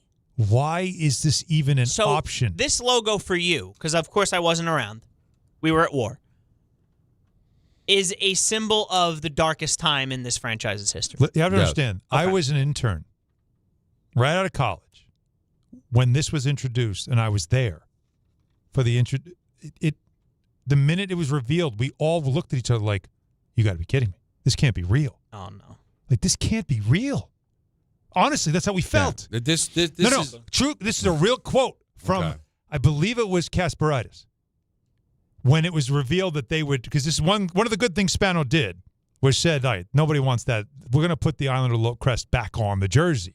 And so when that was announced, somebody went in to Kasparaitis and was like, hey, Darius, just so you know, they're getting rid of this jersey and they're going back to the old one. He goes, good. We look like idiots. That's a direct quote from a player who was wearing it. Good. We look like idiots. And as a fan, you want these guys to wear that and have them feel like, okay, I guess we're going to wear this. This sucks. My fear for you is this, because they're guys my age now, I'm not going to say kids, we're 32 now, that love that jersey because they weren't around. Like, my buddy will vote. Not only will he vote for the Fisherman, he's probably going to vote the Fisherman over the Lighthouse. Like, I could see that being a thing. How bad? I take the laptop away, because if you don't, I will. I think this is a decent although, again, it wasn't just that they were bad. It was embarrassment. There was no money. They're flying commercials. It was a joke. Of professional sports. It was really bad. But from a local standpoint, I always liked the tie-dyed net jerseys. But that was also they were crappy then, too. That was the whoop-de-damn-do nets. Yeah, so that was always fun. You wouldn't want to celebrate the whoop-de-damn-do nets, even though you might like the jersey. I guess. Oh, yeah. I see it now. You just can't. You can't, because what you're doing is you're honoring the worst time in franchise history. You can't do it. I don't get it. Can't do it. Well, everybody, that's going to do it for ENN. What the damn do? I think there was more time. I don't think utilize the time better. Madge tells I me could go another half hour talking about this stupid Fisherman jersey. Madge tells me we're good, so there's no more time. Okay, we are good. And that was ENN, brought to you by Boost Mobile. Boost!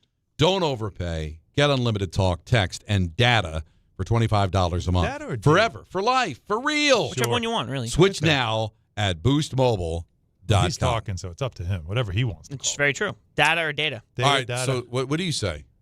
Data. Did I say data? What did I say? You said data. You said data. I'm a data I don't guy. think it matters. I'm also a vase guy. Not vase? Vase is when you're being like extra. Radiator or radiator? Oh, when it's a car, it's a radiator. My dad always said What part of Brooklyn are you from? radiator, and he also said wrestling. Anyway. Mets are up next. Talk to you tomorrow at 3 o'clock. Down on the Rosenberg, ESPN New York.